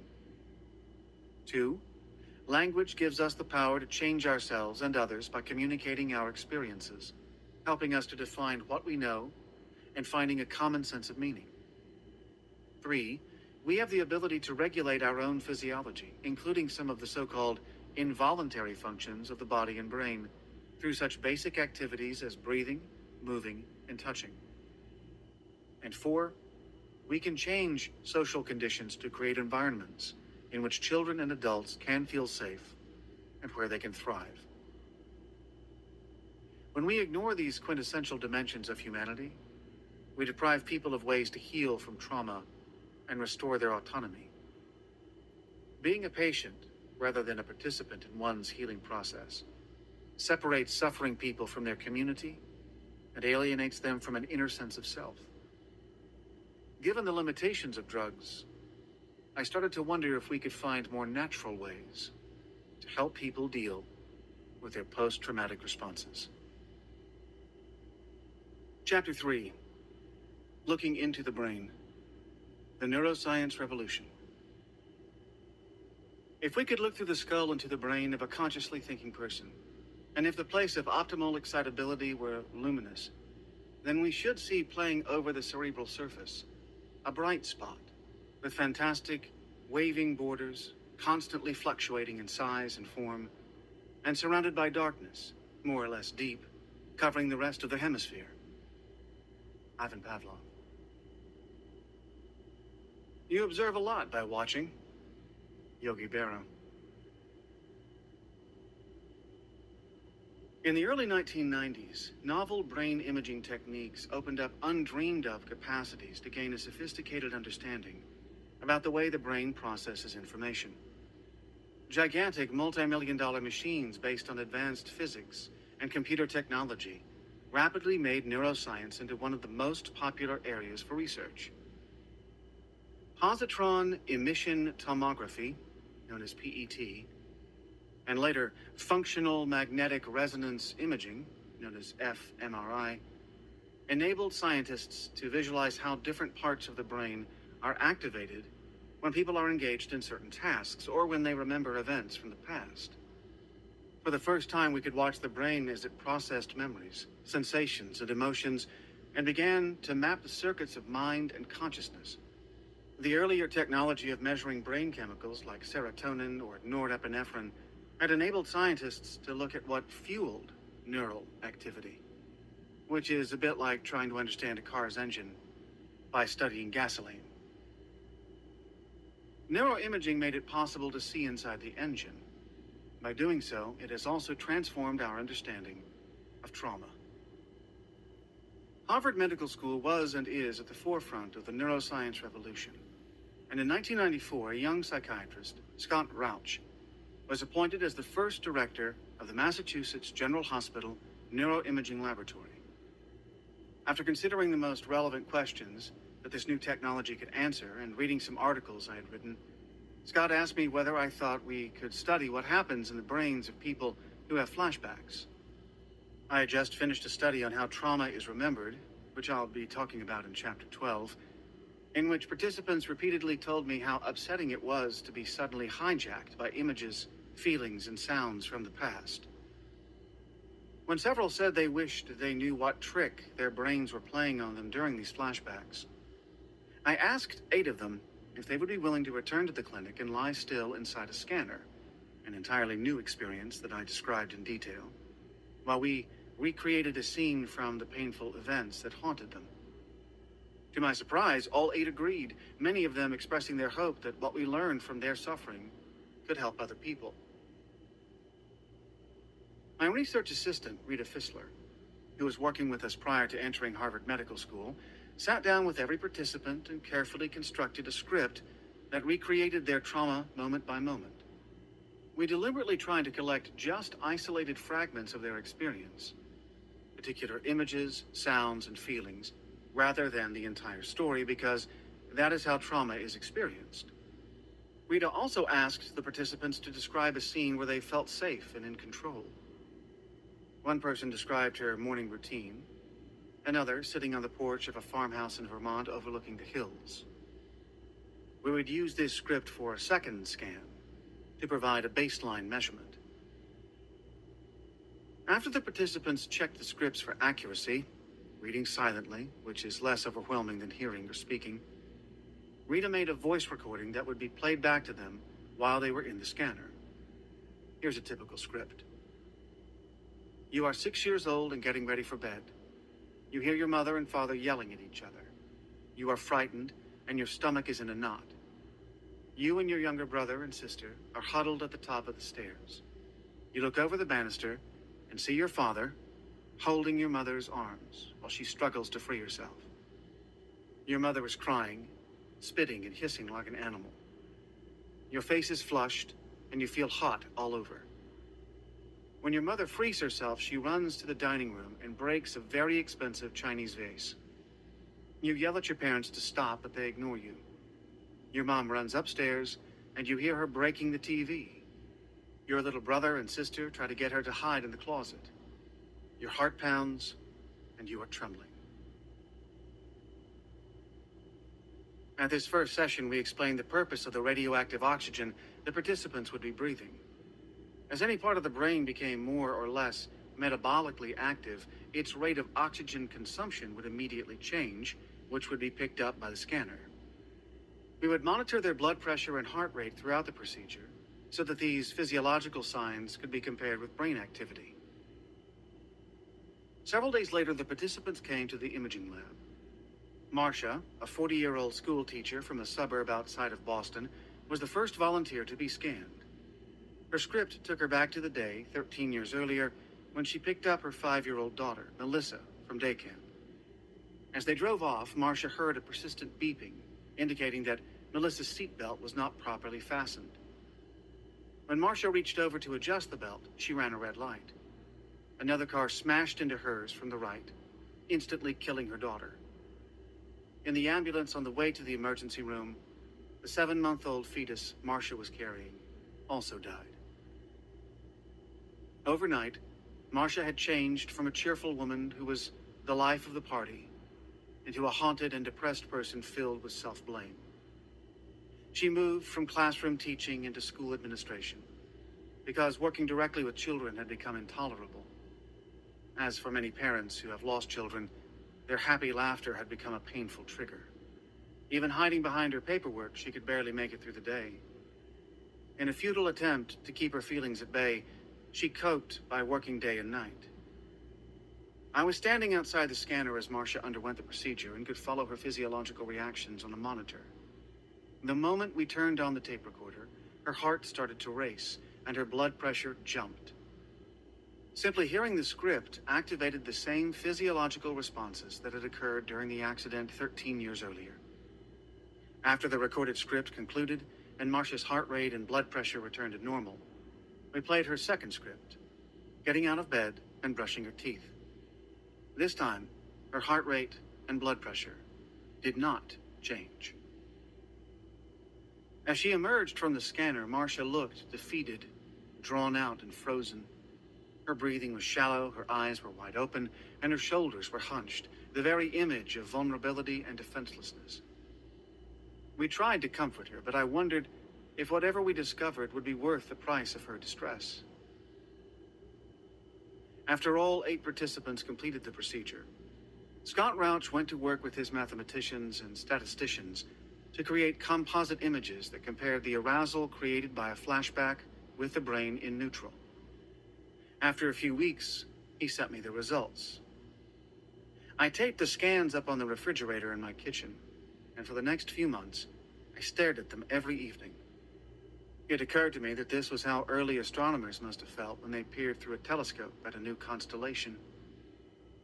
There were some puzzling dots and colors on the scan, but the biggest area of brain activation, a large red spot in the right lower center of the brain, which is the limbic area, or emotional brain, came as no surprise. It was already well known that intense emotions activate the limbic system, in particular an area within it called the amygdala. We depend on the amygdala to warn us of impending danger and to activate the body's stress response. Our study clearly showed that when traumatized people are presented with images, sounds, or thoughts related to their particular experience, the amygdala reacts with alarm, even as in Marcia's case, 13 years after the event. Activation of this fear center triggers the cascade of stress hormones and nerve impulses that drive up blood pressure, heart rate, and oxygen intake, preparing the body for fight or flight. The monitors attached to Marcia's arms recorded this physiological state of frantic arousal, even though she never totally lost track of the fact that she was resting quietly in the scanner. Speechless horror. Our most surprising finding was a white spot in the left frontal lobe of the cortex, in a region called Broca's area. In this case, the change in color meant that there was a significant decrease in that part of the brain. Broca's area is one of the speech centers of the brain, which is often affected in stroke patients when the blood supply to that region is cut off. Without a functioning Broca's area, you cannot put your thoughts and feelings into words. Our scans showed that Broca's area went offline whenever a flashback was triggered. In other words, we have visual proof that the effects of trauma are not necessarily different from and can overlap with the effects of physical lesions like strokes. All trauma is proverbial. Shakespeare captures this state of speechless terror in Macbeth after the murdered king's body is discovered. Oh, horror, horror, horror! Tongue nor heart cannot conceive nor name thee. Confusion now hath made his masterpiece. Under extreme conditions, people may scream obscenities, call for their mothers, howl in terror, or simply shut down. Victims of assaults and accidents sit mute and frozen in emergency rooms. Traumatized children lose their tongues and refuse to speak. Photographs of combat soldiers show hollow-eyed men staring mutely into a void.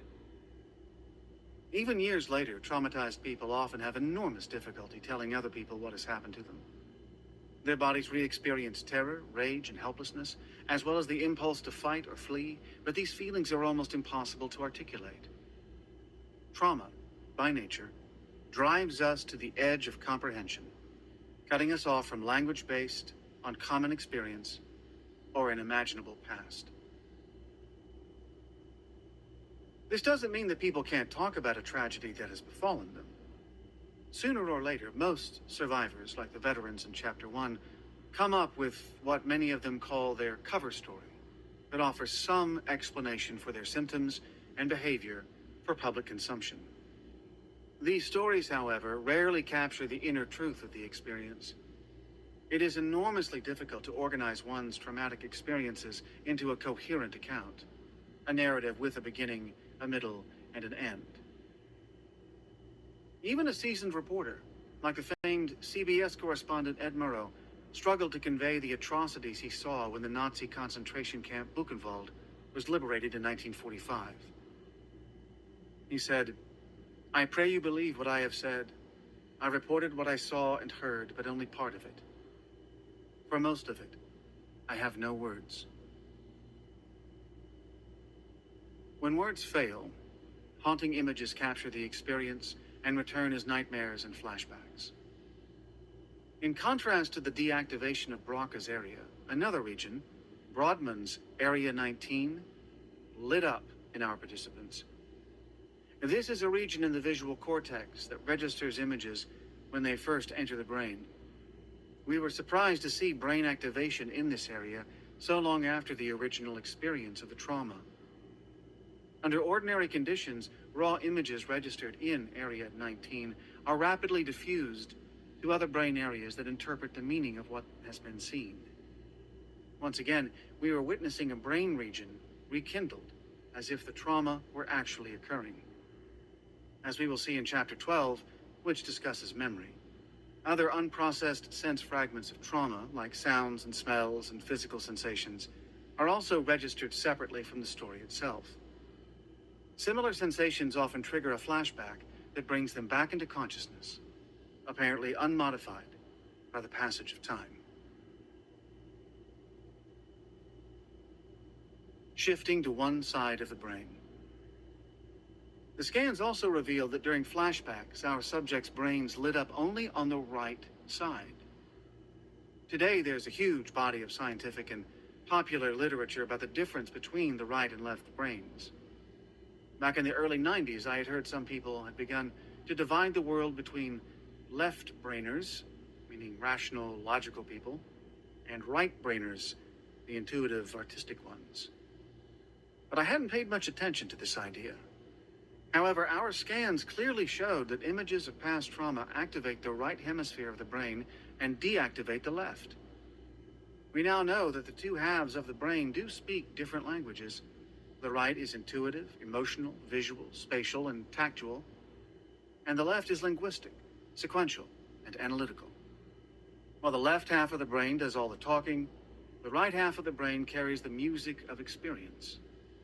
It communicates through facial expressions and body language, and by making the sounds of love and sorrow, by singing, swearing, crying, dancing, or mimicking. The right brain is the first to develop in the womb, and it carries the nonverbal communication between mothers and infants. We know the left hemisphere has come online when children start to understand language and learn how to speak. This enables them to name things, compare them, understand their interrelations, and begin to communicate their own unique subjective experiences to others. The left and right sides of the brain also process the imprints of the past in dramatically different ways.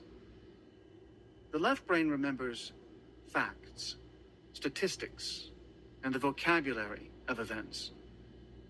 We call on it to explain our experiences and put them in order. The right brain stores memories of sound, touch, smell, and the emotions they evoke. It reacts automatically to voices, facial features, and gestures and places experienced in the past. What it recalls feels like intuitive truth, the way things are. Even as we enumerate a loved one's virtues to a friend, our feelings may be more deeply stirred by how her face recalls the aunt we loved at age 4. Under ordinary circumstances, the two sides of the brain work together more or less smoothly, even in people who might be said to favor one side over the other. However, having one side or the other shut down, even temporarily, or having one side cut off entirely, as sometimes happened in early brain surgery, is disabling. Deactivation of the left hemisphere has a direct impact on the capacity to organize experience into logical sequences and to translate our shifting feelings and perceptions into words. Broca's area, which blacks out during flashbacks, is on the left side. Without sequencing, we can't identify cause and effect, grasp the long-term effects of our actions, or create coherent plans for the future. People who are very upset sometimes say they are losing their minds. In technical terms, they are experiencing the loss of executive functioning. When something reminds traumatized people of the past, their right brain reacts as if the traumatic event were happening in the present. But because their left brain is not working very well, they may not be aware that they are re-experiencing and reenacting the past. They are just furious, terrified, enraged, shamed, or frozen. After the emotional storm passes, they may look for something or somebody to blame for it. They behaved the way they did because you were 10 minutes late, or because you burned the potatoes, or because you never listened to me. Of course, most of us have done this from time to time, but when we cool down, we hopefully can admit our mistake. Trauma interferes with this kind of awareness, and over time, our research demonstrated why. Stuck in fight or flight. What had happened to Marcia in the scanner gradually started to make sense. 13 years after her tragedy, we had activated the sensations, the sounds and images from the accident, that were still stored in her memory. When these sensations came to the surface, they activated her alarm system, which caused her to react as if she were back in the hospital, being told that her daughter had died. The passage of 13 years was erased. Her sharply increased heart rate and blood pressure readings reflected her physiological state of frantic alarm. Adrenaline is one of the hormones that are critical to help us fight back or flee in the face of danger. Increased adrenaline was responsible for our participants' dramatic rise in heart rate and blood pressure while listening to their traumatic narrative. Under normal conditions, people react to a threat with a temporary increase in their stress hormones. As soon as the threat is over, the hormones dissipate and the body returns to normal. The stress hormones of traumatized people, in contrast, take much longer to return to baseline and spike quickly and disproportionately in response to mildly stressful stimuli. The insidious effects of constantly elevated stress hormones include memory and attention problems, irritability, and sleep disorders. They also contribute to many long-term health issues, depending on which body system is most vulnerable in a particular individual. We now know that there is another possible response to threat, which our scans aren't yet capable of measuring. Some people simply go into denial. Their bodies register the threat, but their conscious minds go on as if nothing has happened. However, even though the mind may learn to ignore the messages from the emotional brain, the alarm signals don't stop. The emotional brain keeps working, and stress hormones keep sending signals to the muscles to tense for action or immobilize in collapse. The physical effects on the organs go on unabated until they demand notice when they are expressed as illness. Medications, drugs, and alcohol can also temporarily dull or obliterate unbearable sensations and feelings. But the body continues to keep the score. We can interpret what happened to Marcia in the scanner from several different perspectives, each of which has implications for treatment. We can focus on the neurochemical and physiological disruptions that were so evident and make a case that she is suffering from a biochemical imbalance that is reactivated whenever she is reminded of her daughter's death. We might then search for a drug or a combination of drugs that would damp down the reaction or, in the best case, restore her chemical equilibrium. Based on the results of our scans, some of my colleagues at MGH began investigating drugs that might make people less responsive to the effects of elevated adrenaline. We could also make a strong case that Marcia is hypersensitized to her memories of the past, and that the best treatment would be some form of desensitization. After repeatedly rehearsing the details of the trauma with a therapist, her biological responses might become muted, so that she could realize and remember that that was then and this is now, rather than reliving the experience over and over. For 100 years or more, every textbook on psychology and psychotherapy has advised that some method of talking about distressing feelings can resolve them. However, as we've seen, the experience of trauma itself gets in the way of being able to do that. No matter how much insight and understanding we develop, the rational brain is basically impotent to talk the emotional brain out of its own reality. I am continually impressed by how difficult it is for people who have gone through the unspeakable to convey the essence of their experience.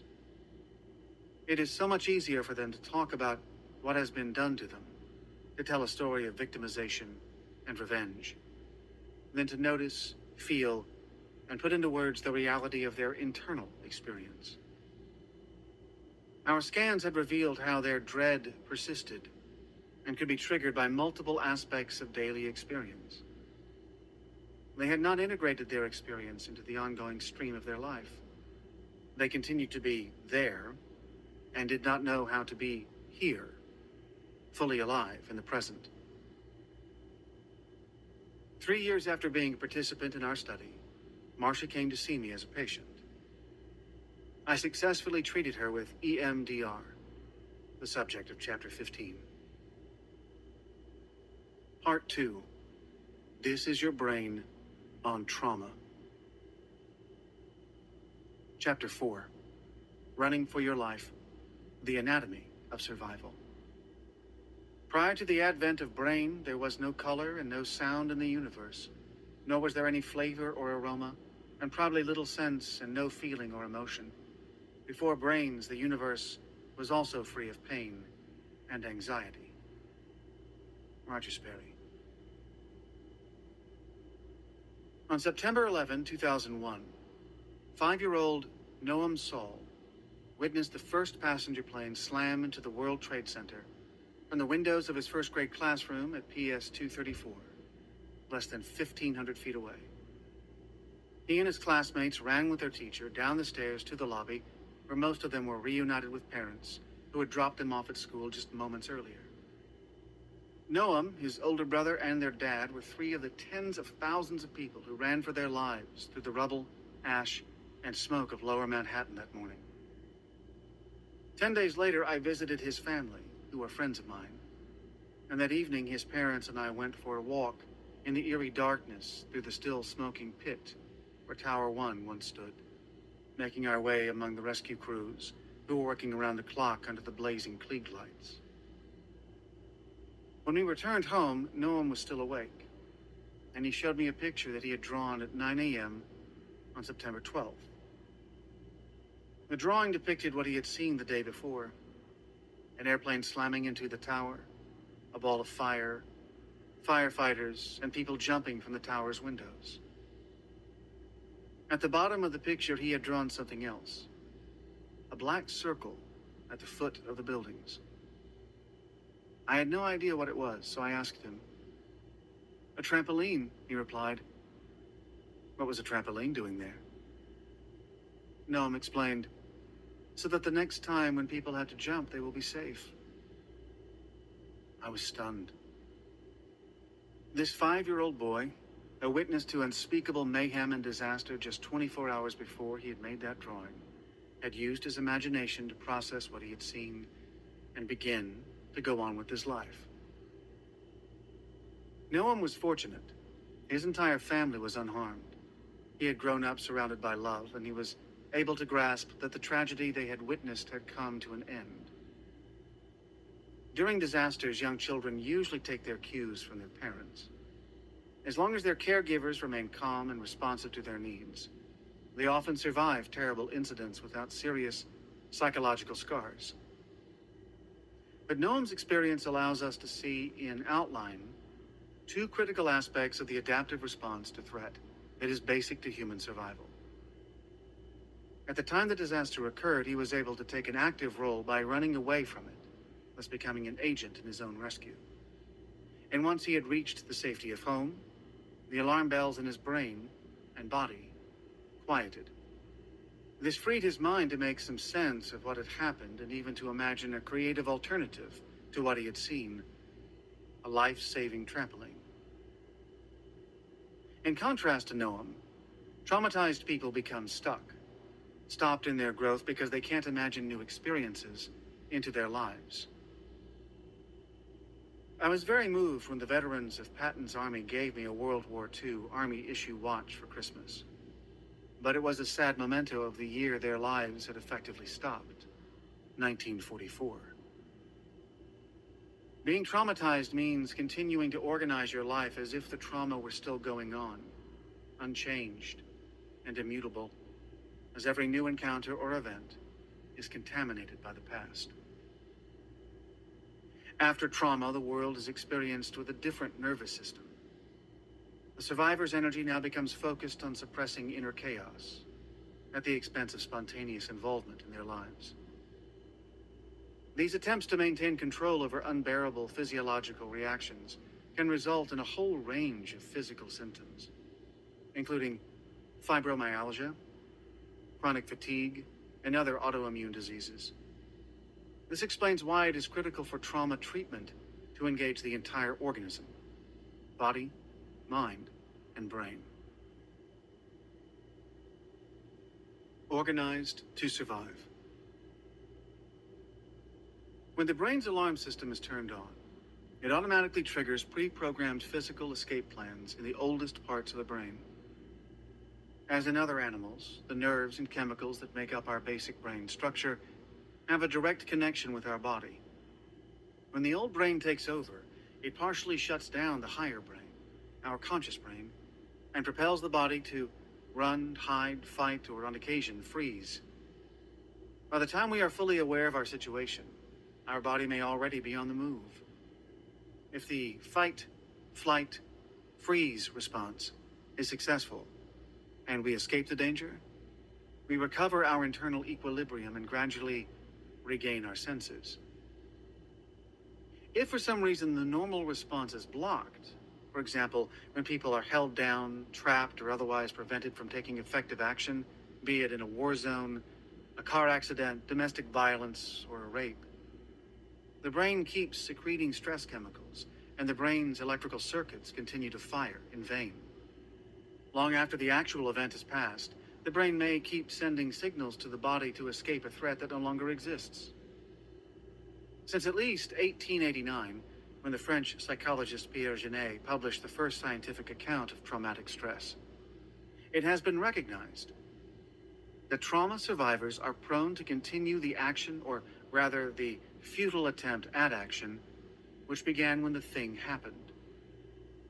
Being able to move and do something to protect yourself is a critical factor in determining whether or not a horrible experience will leave long-lasting scars. In this chapter, I'm going to go deeper into the brain's response to trauma. The more neuroscience discovers about the brain, the more we realize that it is a vast network of interconnected parts organized to help us survive and flourish. Knowing how these parts work together is essential to understanding how trauma affects every part of the human organism and can serve as an indispensable guide in resolving traumatic stress. The brain, from bottom to top. The most important job of the brain is to ensure our survival, even under the most miserable conditions. Everything else is secondary. In order to do that, brains need to do the following. 1. Generate internal signals that register what our bodies need, such as food, rest, protection, sex, and shelter. 2. Create a map of the world to point us where to go to satisfy those needs. 3. Generate the necessary energy and actions to get us there. 4. Warn us of dangers and opportunities along the way. And 5.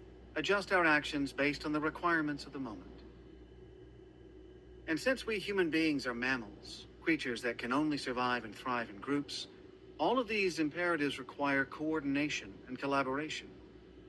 Psychological problems occur when our internal signals don't work, when our maps don't lead us where we need to go, when we are too paralyzed to move, when our actions do not correspond to our needs, or when our relationships break down. Every brain structure that I discuss has a role to play in these essential functions. And as we will see, trauma can interfere with every one of them. Our rational cognitive brain is actually the youngest part of the brain and occupies only about 30% of the area inside our skull. The rational brain is primarily concerned with the world outside us, understanding how things and people work, and figuring out how to accomplish our goals, manage our time, and sequence our actions. Beneath the rational brain lie two evolutionarily older, and to some degree separate, brains, which are in charge of everything else. The moment-by-moment registration and management of our body's physiology, and the identification of comfort, safety, threat, hunger, fatigue, desire, longing, excitement, pleasure, and pain. The brain is built from the bottom up. It develops level by level within every child in the womb, just as it did in the course of evolution. The most primitive part, the part that is already online when we are born, is the ancient animal brain, often called the reptilian brain. It's located in the brain stem, just above the place where our spinal cord enters the skull. The reptilian brain is responsible for all the things that newborn babies can do.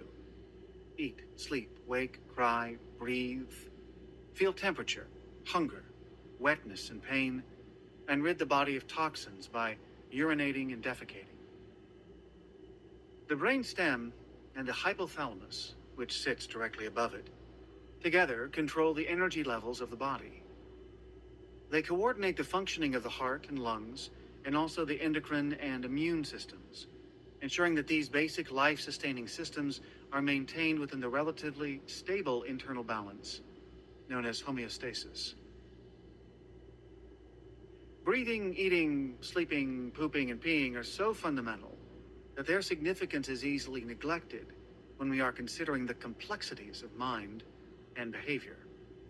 However, if your sleep is disturbed or your bowels don't work, or if you always feel hungry, or if being touched makes you want to scream, as is often the case with traumatized children and adults, the entire organism is thrown into disequilibrium.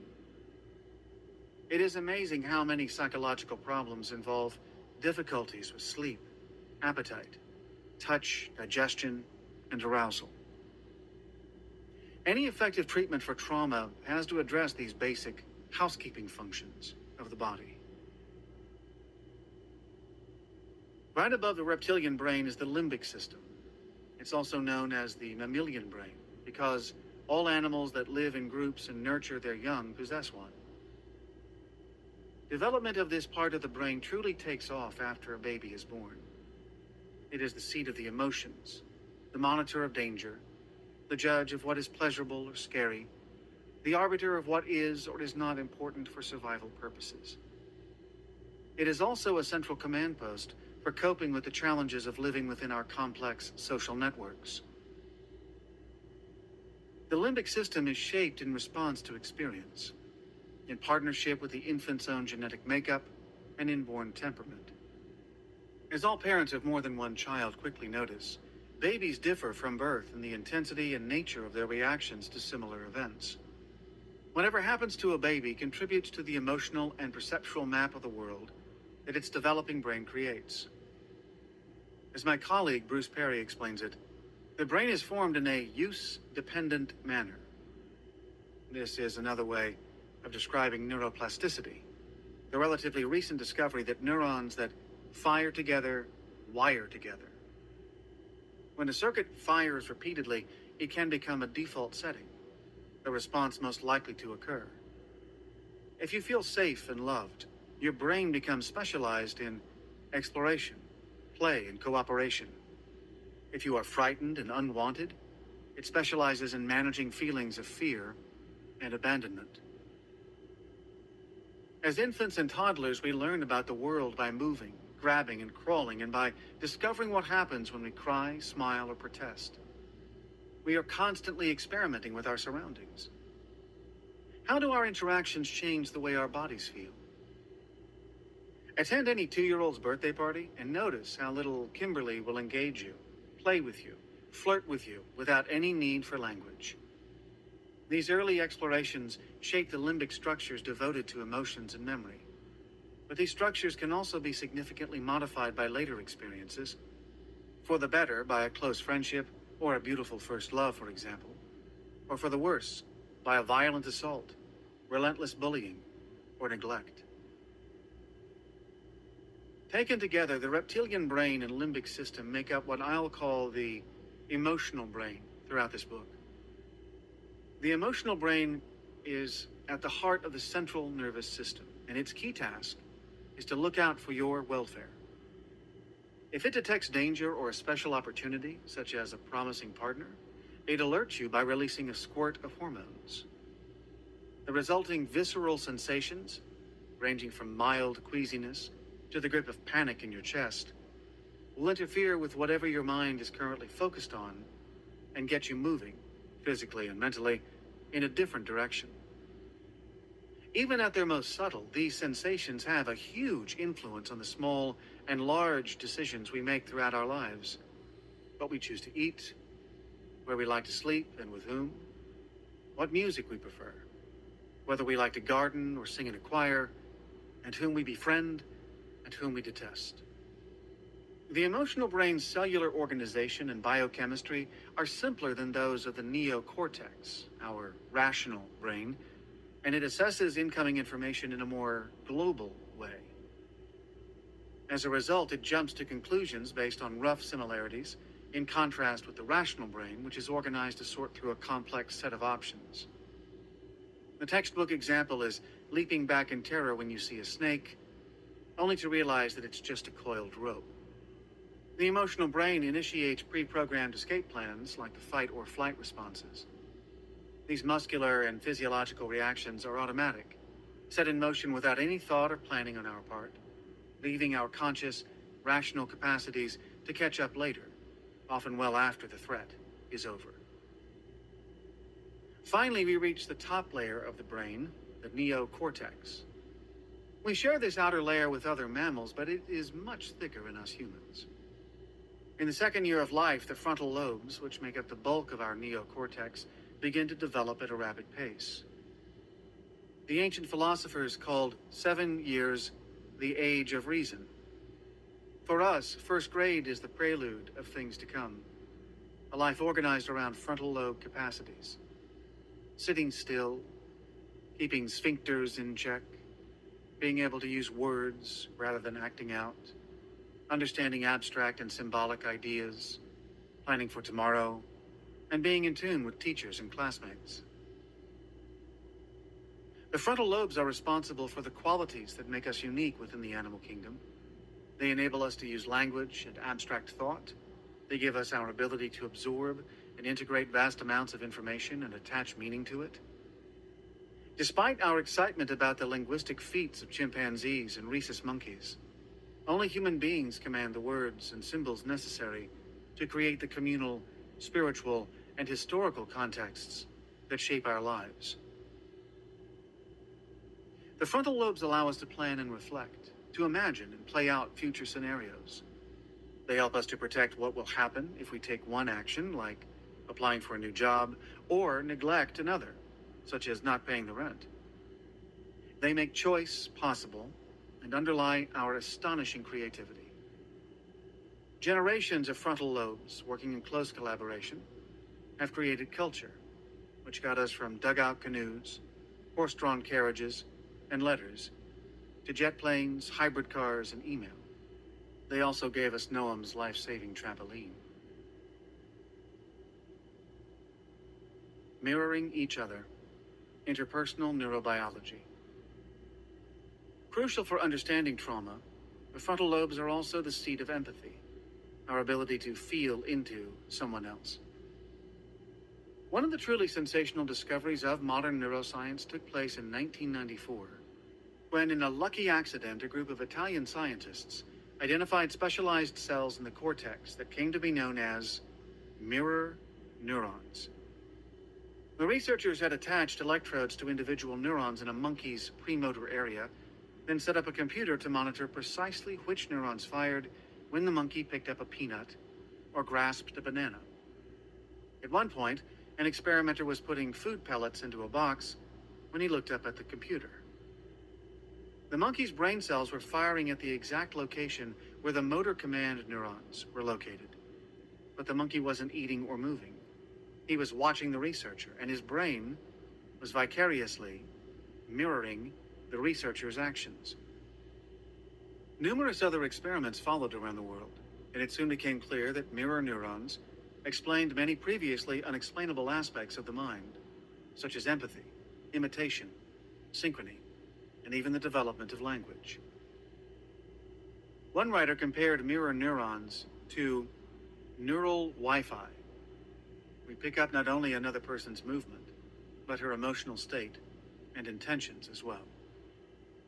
When people are in sync with each other, they tend to stand or sit in similar ways, and their voices take on the same rhythms. But our mirror neurons also make us vulnerable to others' negativity, so that we respond to their anger with fury or are dragged down by their depression. I'll have more to say about mirror neurons later in this book, because trauma almost invariably involves not being seen, not being mirrored, and not being taken into account. Treatment needs to reactivate the capacity to safely mirror and be mirrored by others, but also to resist being hijacked by others' negative emotions. As anybody who has worked with brain-damaged people or taken care of demented parents has learned the hard way, well-functioning frontal lobes are crucial for harmonious relationships with our fellow humans. Realizing that other people can think and feel differently from us is a huge developmental step for 2- and 3-year-olds. They learn to understand others' motives so they can adapt and stay safe in groups that have different perceptions, expectations, and values. Without flexible, active frontal lobes, people become creatures of habit, and their relationships become superficial and routine. Invention and innovation, discovery and wonder, all are lacking. Our frontal lobes can also, sometimes, but not always, stop us from doing things that will embarrass us or hurt others. We don't have to eat every time we're hungry, kiss anybody who rouses our desires, or blow up every time we're angry. But it's exactly on that edge between impulse and acceptable behavior where most of our troubles begin. The more intense the visceral, sensory input from the emotional brain, the less capacity the rational brain has to put a damper on it. Identifying danger, the cook, and the smoke detector. Danger is a normal part of life, and the brain is in charge of detecting it and organizing our responses. Sensory information about the outside world arrives through our eyes, nose, ears, and skin. These sensations converge in the thalamus, an area inside the limbic system that acts as the cook within the brain. The thalamus stirs all the input from our perceptions into a fully blended autobiographical soup, an integrated, coherent experience of, this is what is happening to me. The sensations are then passed on in 2 directions, down to the amygdala, 2 small almond-shaped structures that lie deeper in the limbic unconscious brain, and up to the frontal lobes, where they reach our conscious awareness. The neuroscientist Joseph Ledoux calls the pathway to the amygdala the low road, which is extremely fast, and that to the frontal cortex the high road, which takes several milliseconds longer in the midst of an overwhelmingly threatening experience. However, processing by the thalamus can break down. Sights, sounds, smells, and touch are encoded as isolated, dissociated fragments, and normal memory processing disintegrates. Time freezes so that the present danger feels like it will last forever. The central function of the amygdala, which I call the brain's smoke detector, is to identify whether incoming input is relevant for our survival. It does so quickly and automatically with the help of feedback from the hippocampus, a nearby structure that relates the new input to past experiences. If the amygdala senses a threat, a potential collision with an oncoming vehicle, a person on the street who looks threatening, it sends an instant message down to the hypothalamus and the brainstem, recruiting the stress hormone system and the autonomic nervous system, or ANS, to orchestrate a whole body response. Because the amygdala processes the information it receives from the thalamus faster than the frontal lobes do, it decides whether incoming information is a threat to our survival even before we are consciously aware of the danger. By the time we realize what is happening, our body may already be on the move. The amygdala's danger signals trigger the release of powerful stress hormones, including cortisol and adrenaline, which increase heart rate, blood pressure, and rate of breathing, preparing us to fight back or run away. Once the danger is past, the body returns to its normal state fairly quickly. But when recovery is blocked, the body is triggered to defend itself, which makes people feel agitated and aroused. While the smoke detector is usually pretty good at picking up danger clues, trauma increases the risk of misinterpreting whether a particular situation is dangerous or safe. You can get along with other people only if you can accurately gauge whether their intentions are benign or dangerous. Even a slight misreading can lead to painful misunderstandings in relationships, at home and at work. Functioning effectively in a complex work environment or a household filled with rambunctious kids requires the ability to quickly assess how people are feeling and continuously adjusting your behavior accordingly. Faulty alarm systems lead to blow-ups or shutdowns in response to innocuous comments or facial expressions. Controlling the stress response, the watchtower. If the amygdala is the smoke detector in the brain, think of the frontal lobes, and specifically the medial prefrontal cortex, or MPFC, located directly above our eyes, as the watchtower, offering a view of the scene from on high. Is that smoke you smell the sign that your house is on fire and you need to get out fast? Or is it coming from the steak you put over too high a flame? The amygdala doesn't make such judgments. It just gets you ready to fight back or escape, even before the frontal lobes get a chance to weigh in with their assessment. As long as you are not too upset, your frontal lobes can restore your balance by helping you realize that you are responding to a false alarm and abort the stress response. Ordinarily, the executive capacities of the prefrontal cortex enable people to observe what is going on, predict what will happen if they take a certain action, and make a conscious choice. Being able to hover calmly and objectively over our thoughts, feelings, and emotions, an ability I'll call mindfulness throughout this book, and then take our time to respond, allows the executive brain to inhibit, organize, and modulate the hardwired automatic reactions pre-programmed into the emotional brain. This capacity is crucial for preserving our relationships with our fellow human beings.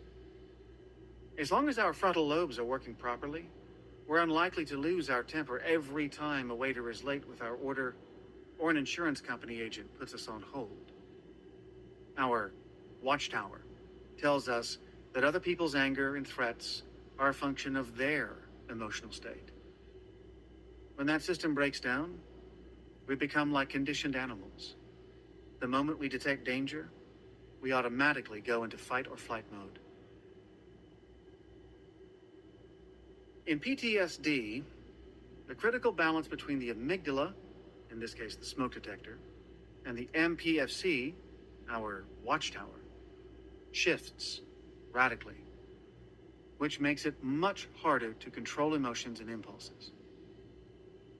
Neuroimaging studies of human beings in highly emotional states reveal that intense fear, sadness, and anger all increase the activation of subcortical brain regions involved in emotions and significantly reduce the activity in various areas in the frontal lobe, particularly the MPFC.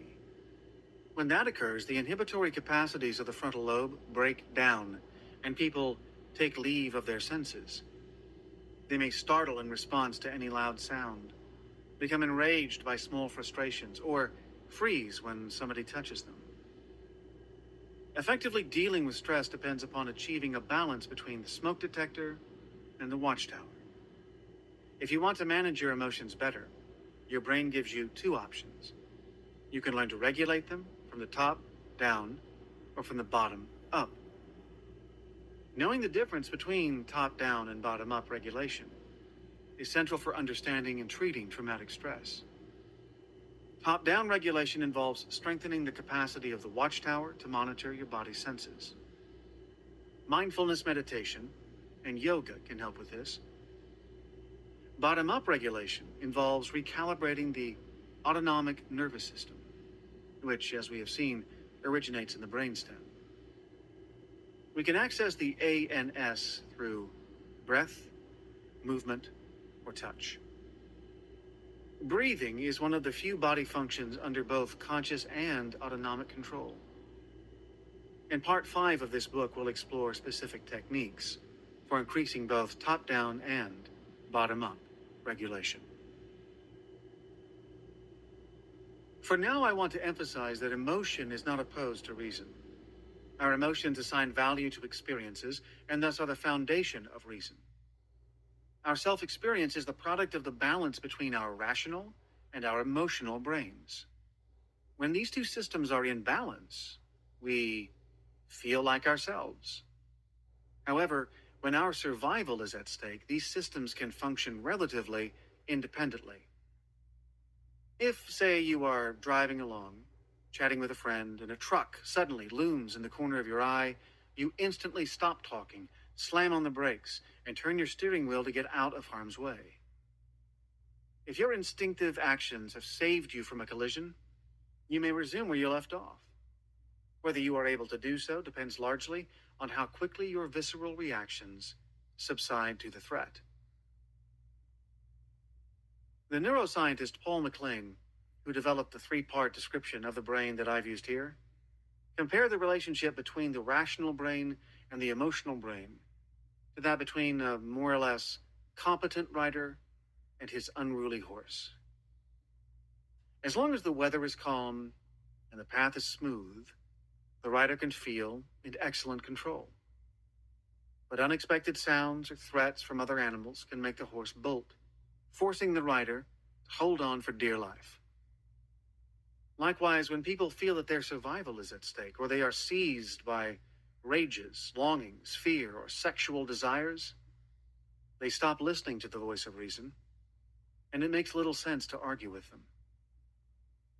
Whenever the limbic system decides that something is a question of life or death, the pathways between the frontal lobes and the limbic system become extremely tenuous.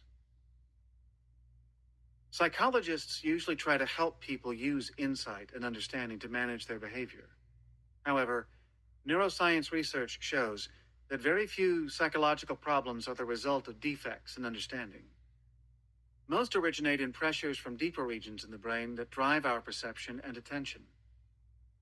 When the alarm bell of the emotional brain keeps signaling that you are in danger, no amount of insight will silence it. I'm reminded of the comedy in which a 7-time recidivist in an anger management program extols the virtue of the techniques he's learned. He says, "They're great and work terrific, as long as you're not really angry." When our emotional and rational brains are in conflict, as when we're enraged with someone we love, frightened by someone we depend on, or lust after someone who is off limits. A tug of war ensues. This war is largely played out in the theater of visceral experience, your gut, your heart, your lungs, and will lead to both physical discomfort and psychological misery. Chapter 6 will discuss how the brain and viscera interact in safety and danger, which is key to understanding the many physical manifestations of trauma. I'd like to end this chapter by examining 2 more brain scans that illustrate some of the core features of traumatic stress. The first, timeless reliving, re-experiencing images, sounds, and emotions. And second, dissociation. Stan and Uta's brains on trauma. On a fine September morning in 1999, Stan and Uta Lawrence, a professional couple in their 40s, set out from their home in London, Ontario, to attend a business meeting in Detroit. Halfway through the journey, they ran into a wall of dense fog that reduced visibility to 0 in a split second. Stan immediately slammed on the brakes, coming to a standstill sideways on the highway, just missing a huge truck. An 18-wheeler went flying over the trunk of their car. Vans and cars slammed into them and into each other. People who got out of their cars were hit as they ran for their lives. The ear-splitting crashes went on and on. With each jolt from behind, they felt this would be the one that killed them. Stan and Uta were trapped in car number 13 of an 87-car pileup, the worst road disaster in Canadian history. Then came the eerie silence.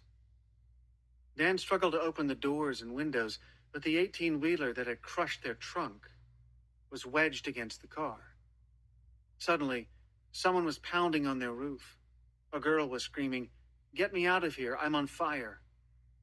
Helplessly, they saw her die as the car she'd been in was consumed by flames. The next thing they knew, a truck driver was standing on the hood of their car with a fire extinguisher. He smashed the windshield to free them, and Stan climbed through the opening. Turning around to help his wife, he saw Uta sitting frozen in her seat. Stan and the truck driver lifted her out, and an ambulance took them to an emergency room. Aside from a few cuts, they were found to be physically unscathed. At home that night, neither Stan nor Uta wanted to sleep. They felt that if they let go, they would die. They were irritable, jumpy, and on edge. That night, and for many to come, they drank copious quantities of wine to numb their fear. They could not stop the images that were haunting them, or the questions that went on and on. What if they'd left earlier? What if they hadn't stopped for gas? After 3 months of this, they sought help from Dr. Ruth Lanius, a psychiatrist at the University of Western Ontario. Dr. Lanius, who had been my student at the Trauma Center a few years earlier, told Stan and Uta she wanted to visualize their brains with an fMRI scan before beginning treatment.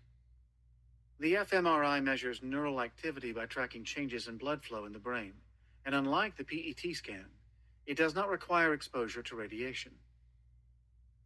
Dr. Lanius used the same kind of script-driven imagery we had used at Harvard, capturing the images, sounds, smells, and other sensations Stan and Uta had experienced while they were trapped in the car. Stan went first and immediately went into a flashback, just as Marcia had in our Harvard study. He came out of the scanner, sweating, with his heart racing and his blood pressure sky high. "This was just the way I felt during the accident," he reported. "I was sure I was going to die, and there was nothing I could do to save myself." Instead of remembering the accident as something that had happened 3 months earlier, Stan was reliving it.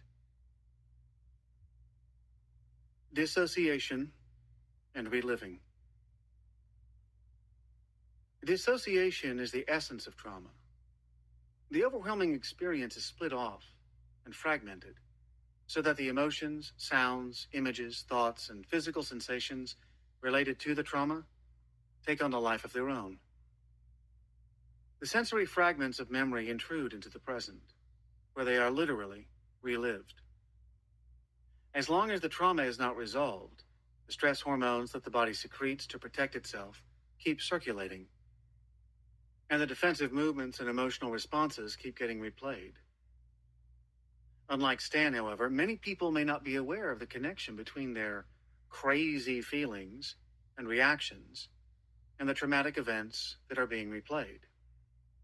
They have no idea why they respond to some minor irritation as if they were about to be annihilated.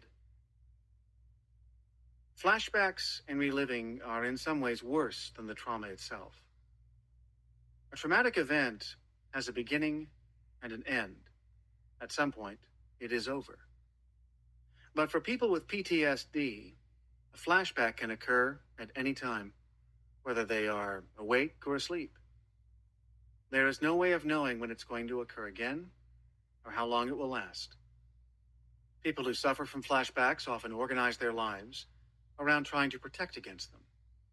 They may compulsively go to the gym to pump iron, but find that they are never strong enough, numb themselves with drugs, or try to cultivate an illusory sense of control in highly dangerous situations, like motorcycle racing, bungee jumping, or working as an ambulance driver. Constantly fighting unseen dangers is exhausting and leaves them fatigued, depressed, and weary. If elements of the trauma are replayed again and again, the accompanying stress hormones engrave those memories ever more deeply in the mind.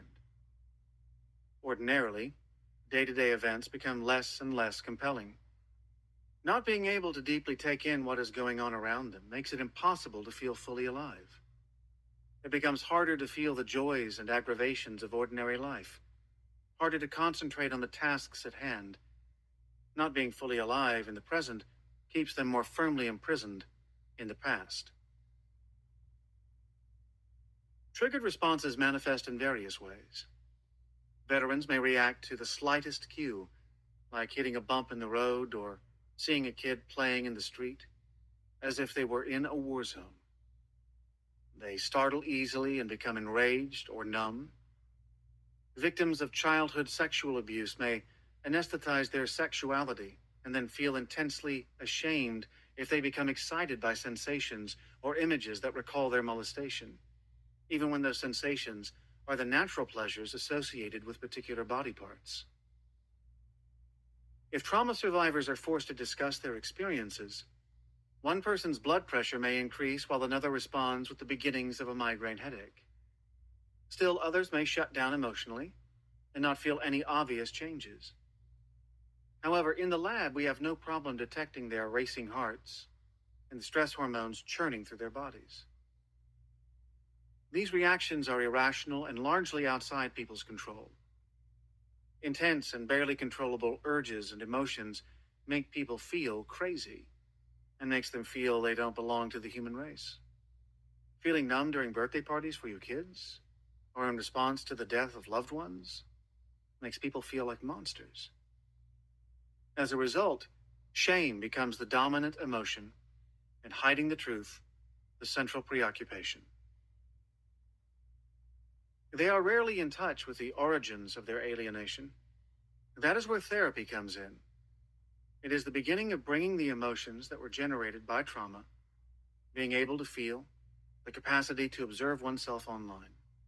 However, the bottom line is that the threat perception system of the brain has changed, and people's physical reactions are dictated by the imprint of the past. The trauma that started out there is now played out on the battlefield of their own bodies, usually without a conscious connection between what happened back then and what is going on right now inside. The challenge is not so much learning to accept the terrible things that have happened, but learning how to gain mastery over one's internal sensations and emotions. Sensing, naming, and identifying what is going on inside is the first step to recovery. The smoke detector goes on overdrive.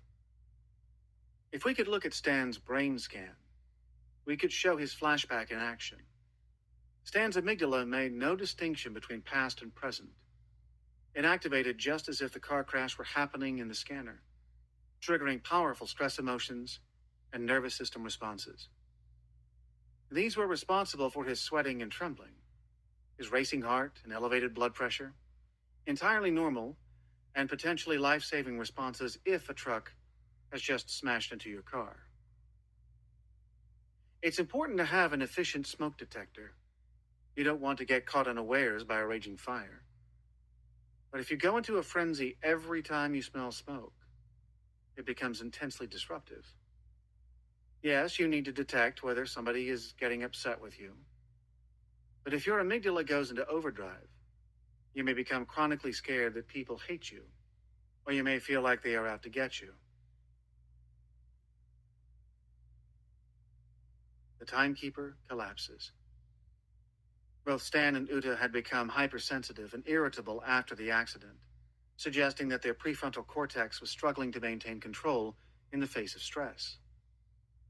Stan's flashback precipitated a more extreme reaction. The two white areas in the front of the brain are the right and left dorsolateral prefrontal cortex. When those areas are deactivated, people lose their sense of time and become trapped in the moment without a sense of past, present, or future. Two brain systems are relevant for the mental process of trauma: those dealing with emotional intensity and context.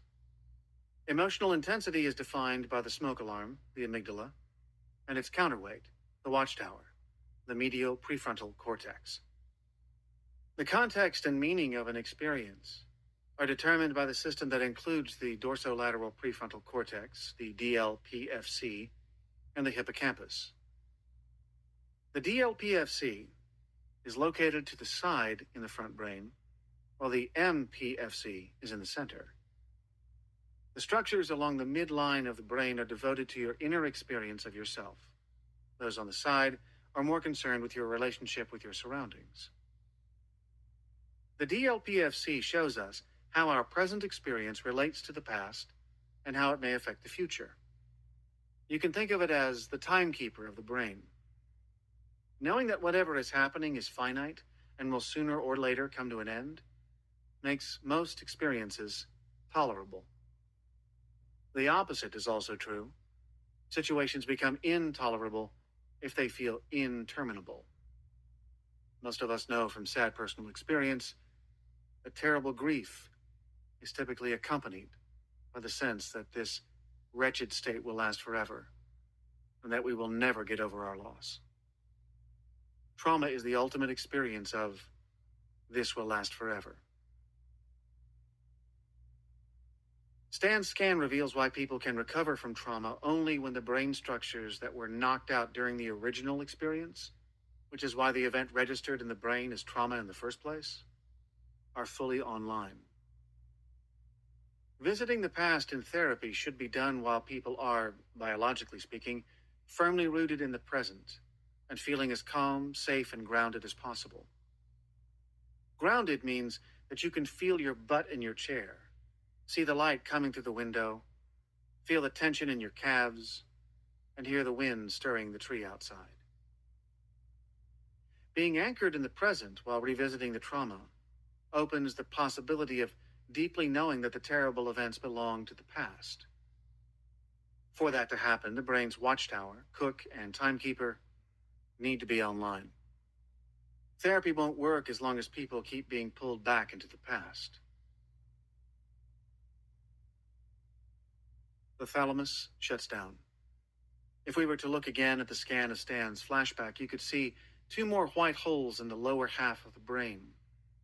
These are his right and left thalamus, blanked out during the flashback as they were during the original trauma.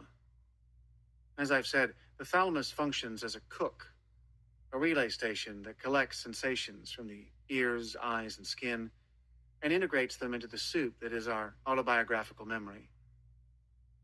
Breakdown of the thalamus explains why trauma is primarily remembered not as a story, a narrative with a beginning, middle, and end, but as isolated sensory imprints, images, sounds, and physical sensations that are accompanied by intense emotions, usually terror and helplessness.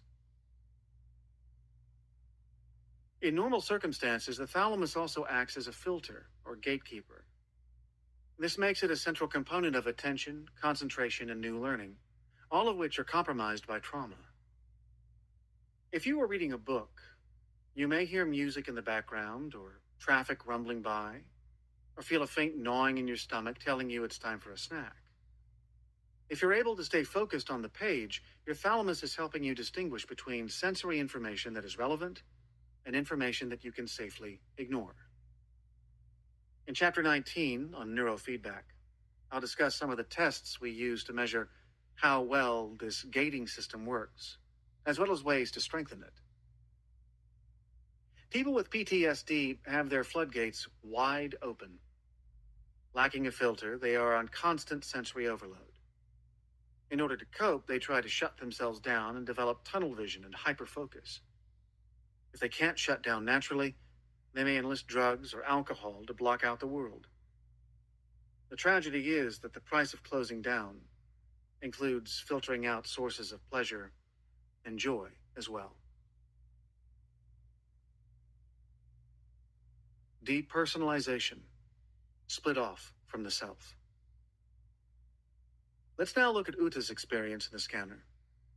Not all people react to trauma in exactly the same way, but in this case, the difference is particularly traumatic since Uta was sitting right next to Stan in the wrecked car. She responded to her trauma script by going numb. Her mind went blank, and nearly every area of her brain showed markedly decreased activity. Her heart rate and blood pressure didn't elevate.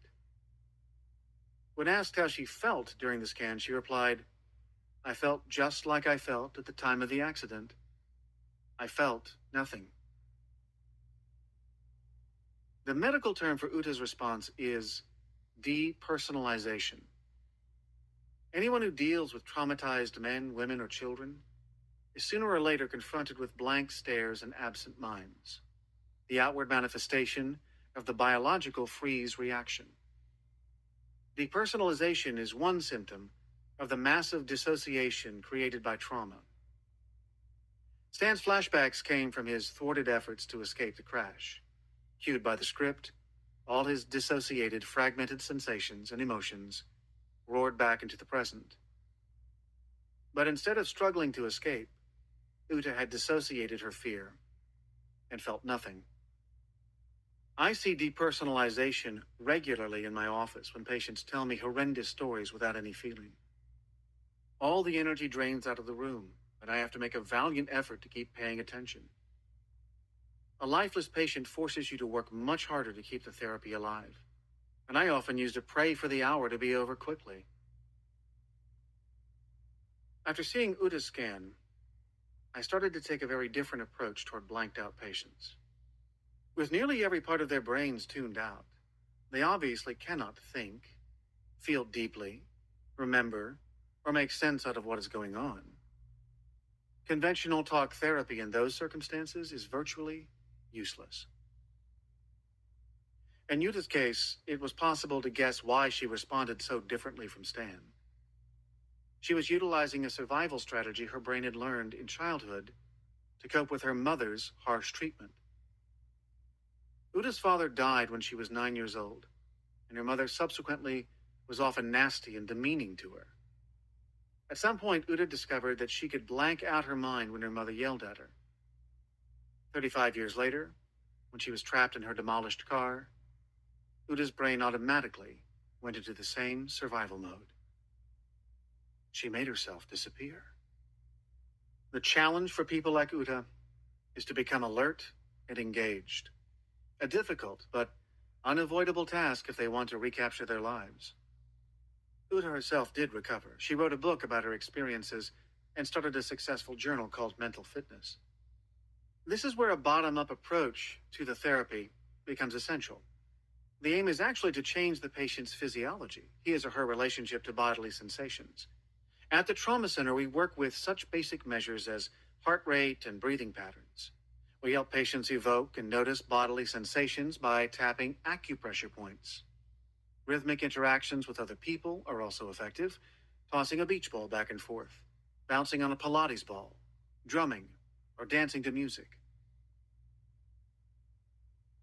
Numbing is the other side of the coin to PTSD. Many untreated trauma survivors start out like Stan, with explosive flashbacks, then numb out later in life.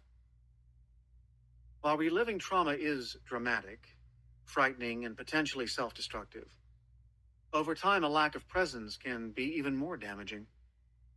This is a particular problem with traumatized children. The acting out kids tend to get attention. The blanked out ones don't bother anybody and are left to lose their future, bit by bit. Learning to live in the present. The challenge of trauma treatment is not only dealing with the past, but even more, enhancing the quality of day to day experience. One reason that traumatic memories become dominant in PTSD is that it's so difficult to feel truly alive right now. When you can't be fully here, you go to the places where you do feel alive, even if those places are filled with horror and misery.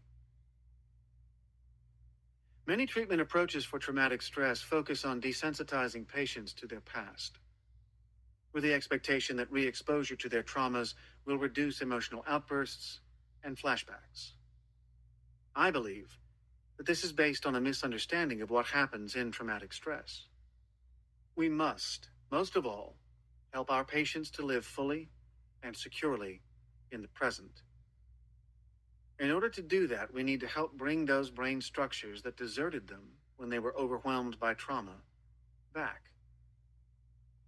Desensitization may make you less reactive, but if you cannot feel satisfaction in ordinary everyday things like taking a walk, cooking a meal, or playing with your kids, life will pass you by. Chapter 5. Body-Brain Connections.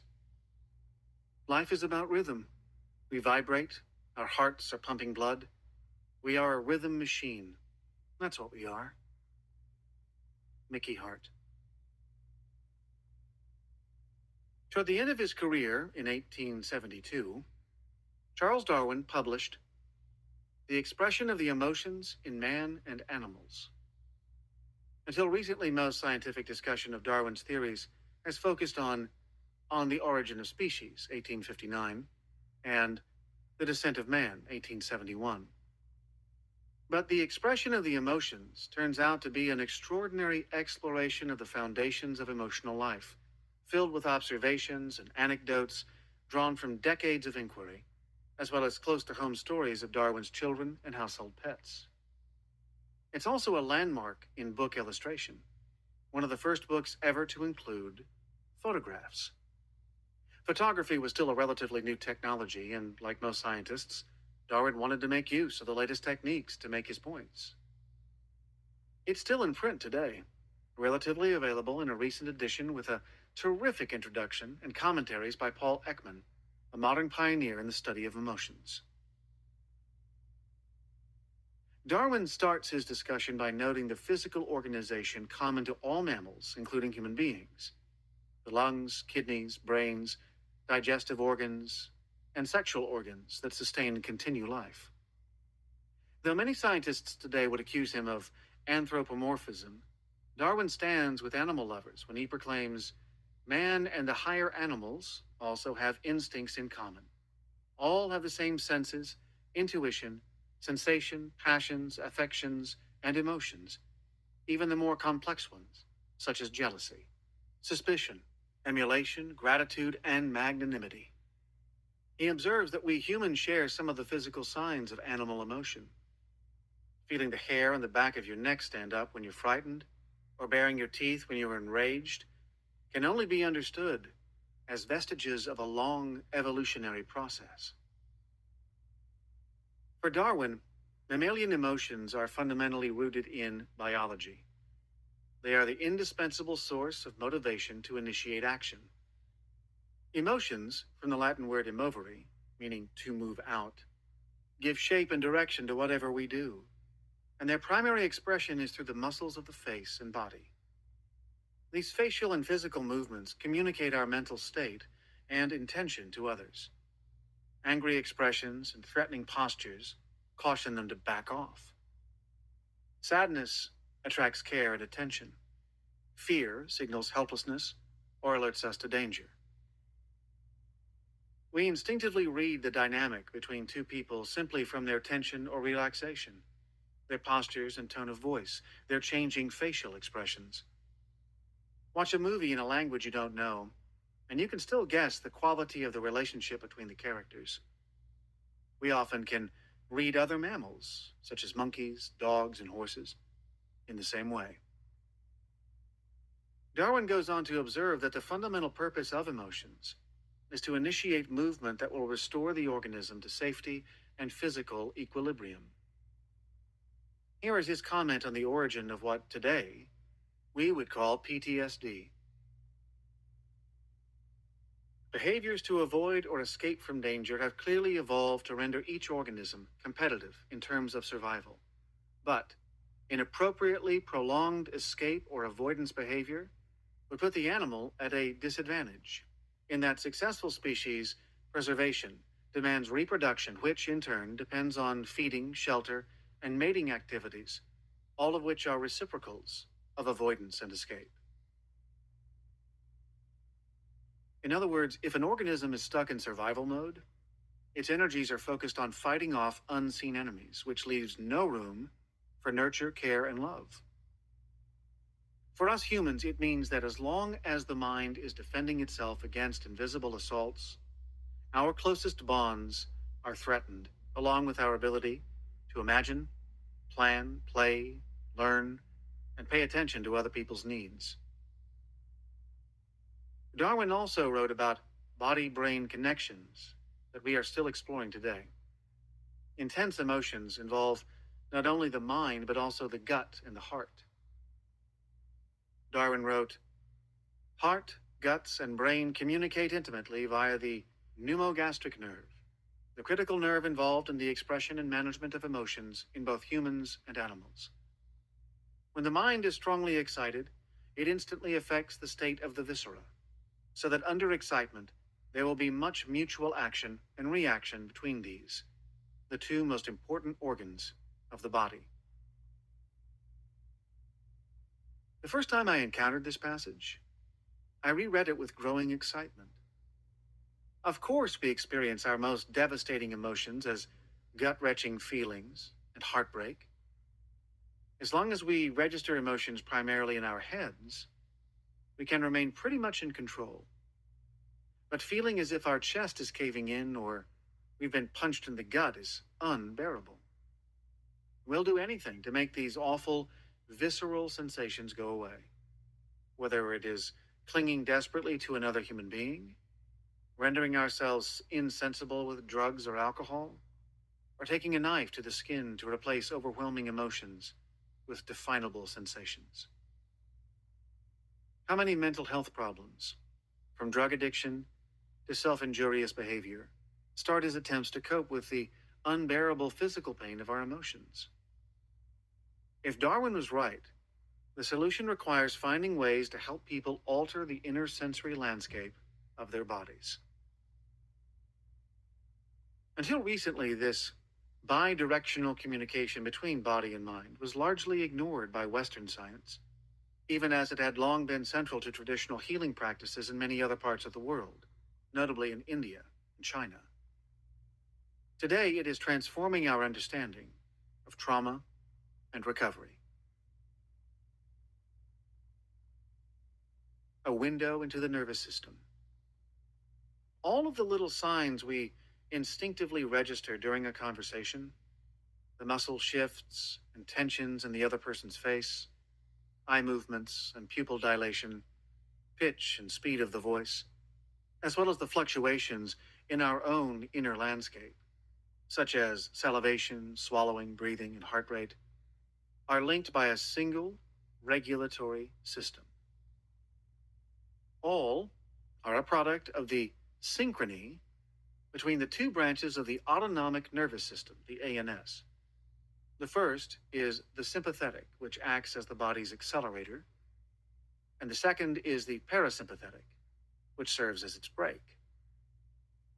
These are the reciprocals Darwin spoke of, and working together, they play an important role in managing the body's energy flow, one preparing for its expenditure, the other for its conservation. The sympathetic nervous system, known as the SNS, is responsible for arousal, including the fight or flight response, Darwin's escape or avoidance behavior. Almost 2,000 years ago, the Roman physician Galen gave it the name sympathetic because he observed that it functioned with the emotions, sympathos. The SNS moves blood to the muscles for quick action, partly by triggering the adrenal glands to squirt out adrenaline, which speeds up the heart rate and increases blood pressure.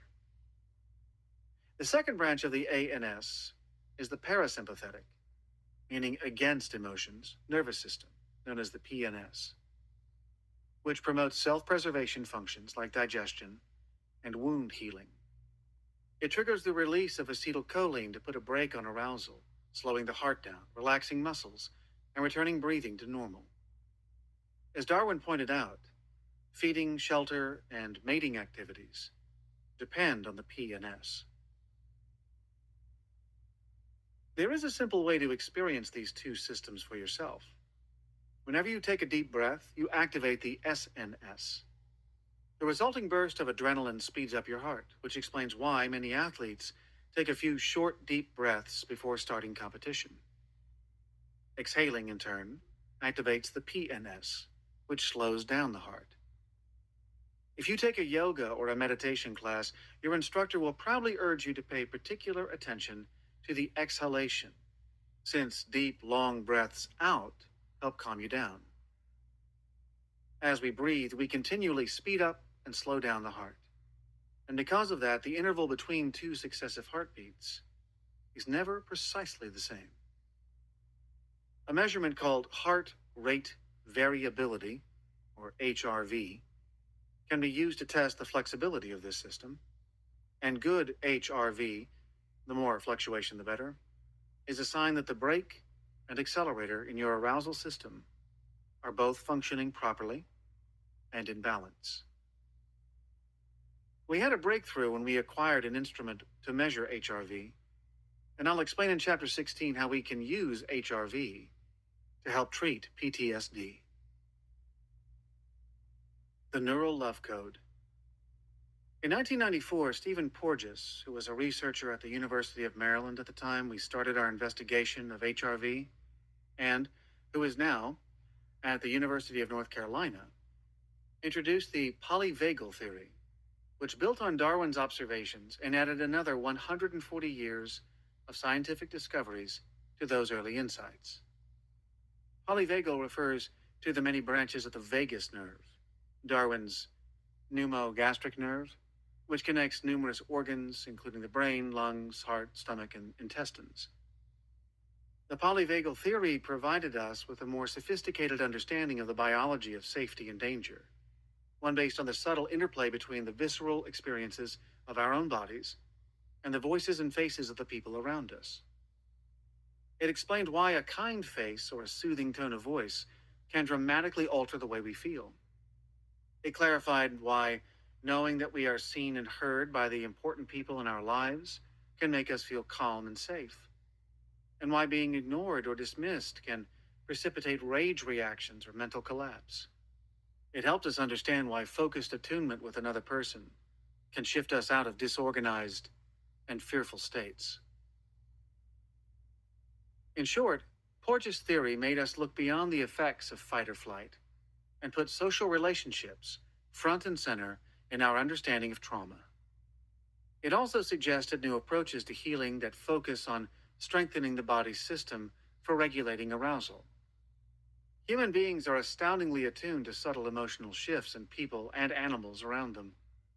Slight changes in the tension of the brow, wrinkles around the eyes, curvature of the lips, and angle of the neck quickly signal to us how comfortable, suspicious, relaxed, or frightened someone is.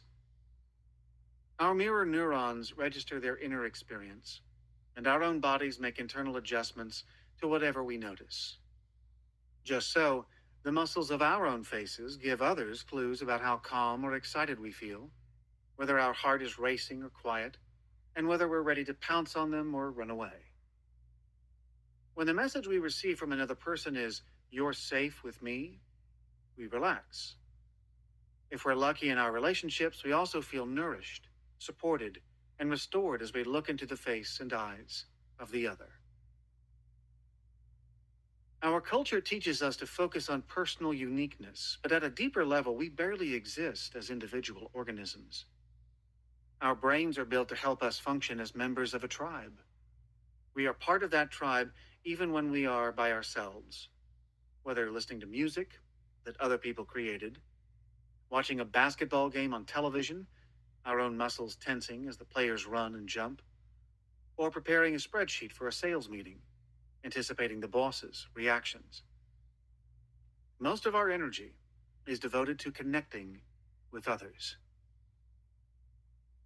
If we look beyond the list of specific symptoms that entail formal psychiatric diagnoses, we find that almost all mental suffering involves either trouble in creating workable and satisfying relationships or difficulties in regulating arousal, as in the case of habitually becoming enraged, shut down, overexcited, or disorganized. Usually, it's a combination of both. The standard medical focus on trying to discover the right drug to treat a particular disorder tends to distract us from grappling with how our problems interfere with our functioning as members of our tribe. Safety and reciprocity. A few years ago, I heard Jerome Kagan, a distinguished emeritus professor of child psychology at Harvard, say to the Dalai Lama that for every act of cruelty in this world, there are hundreds of small acts of kindness and connection. His conclusion?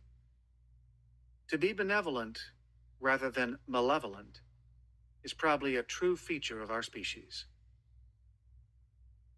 Being able to feel safe with other people is probably the single most important aspect of mental health.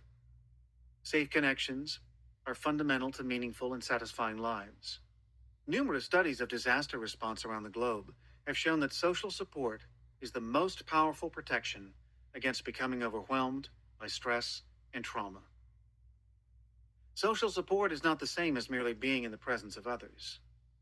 The critical issue is reciprocity, being truly heard and seen by the people around us, feeling that we are held in someone else's mind and heart. For our physiology to calm down, heal, and grow, we need a visceral feeling of safety. No doctor can write a prescription for friendship and love. These are complex and hard-earned capacities.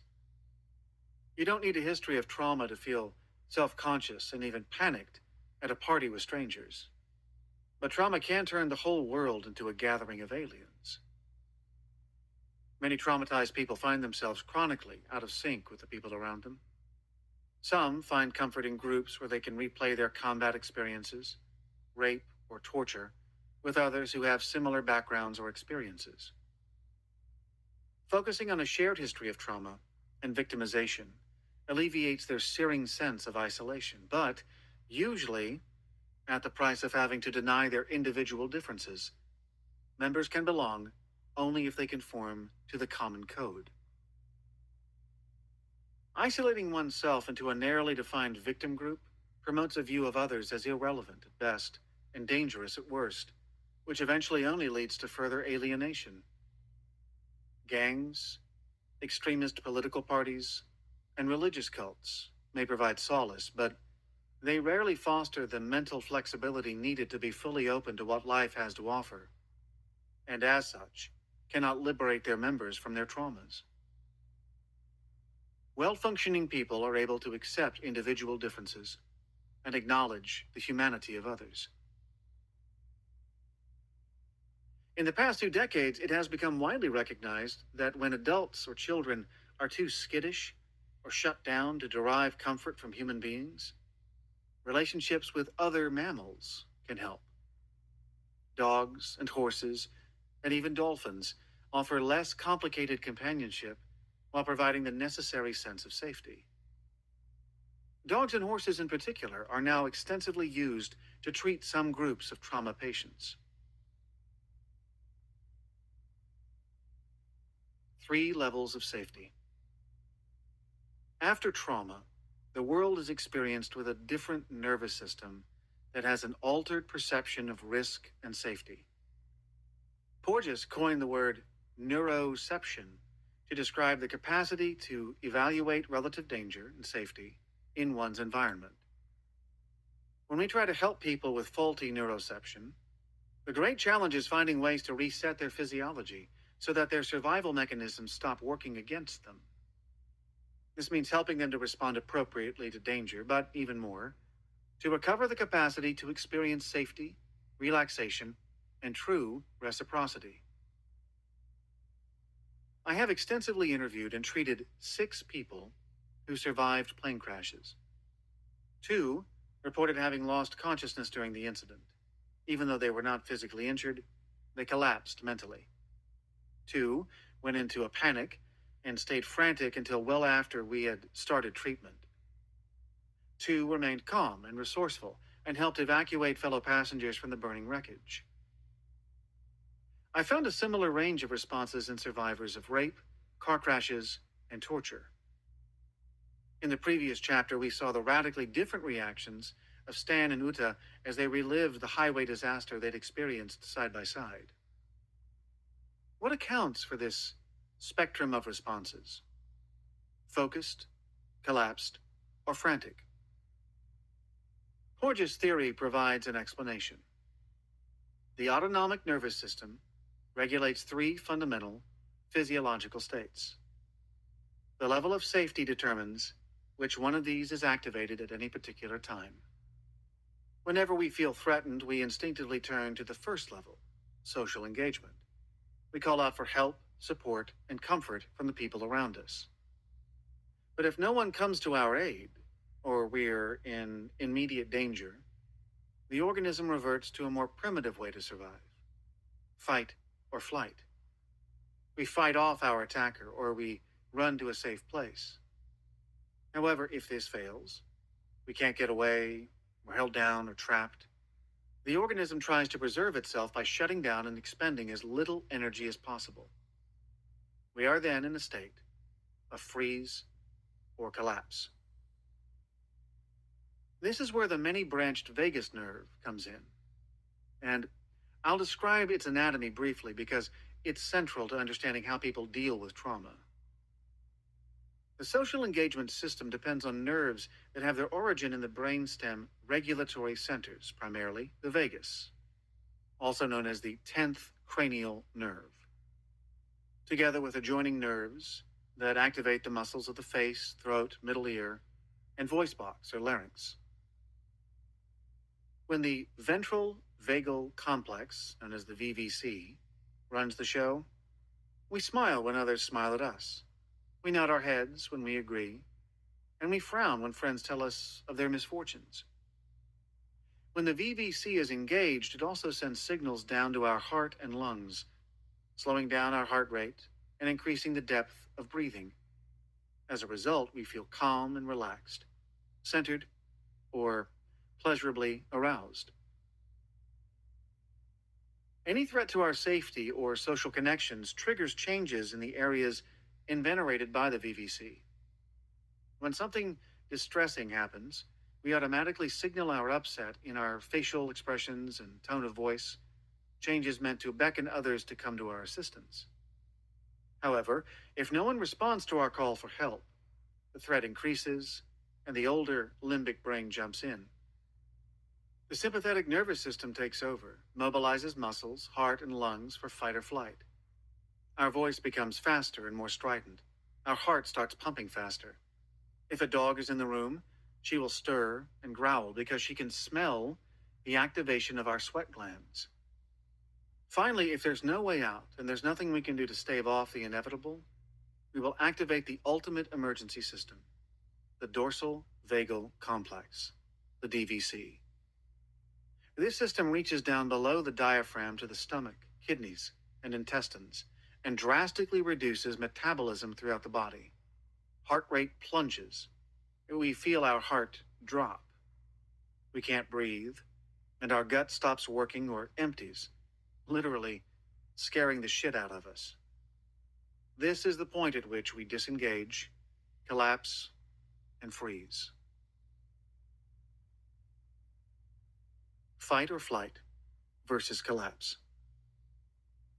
As we saw in Stan and Uta's brain scans, trauma is expressed not only as fight or flight, but also as shutting down and failing to engage in the present.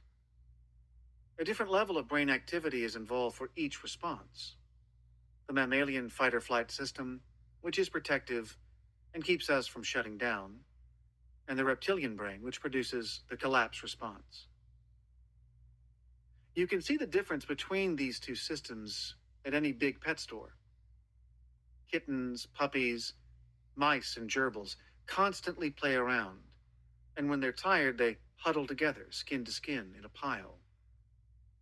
In contrast, the snakes and lizards lie motionless in the corners of their cages, unresponsive to the environment.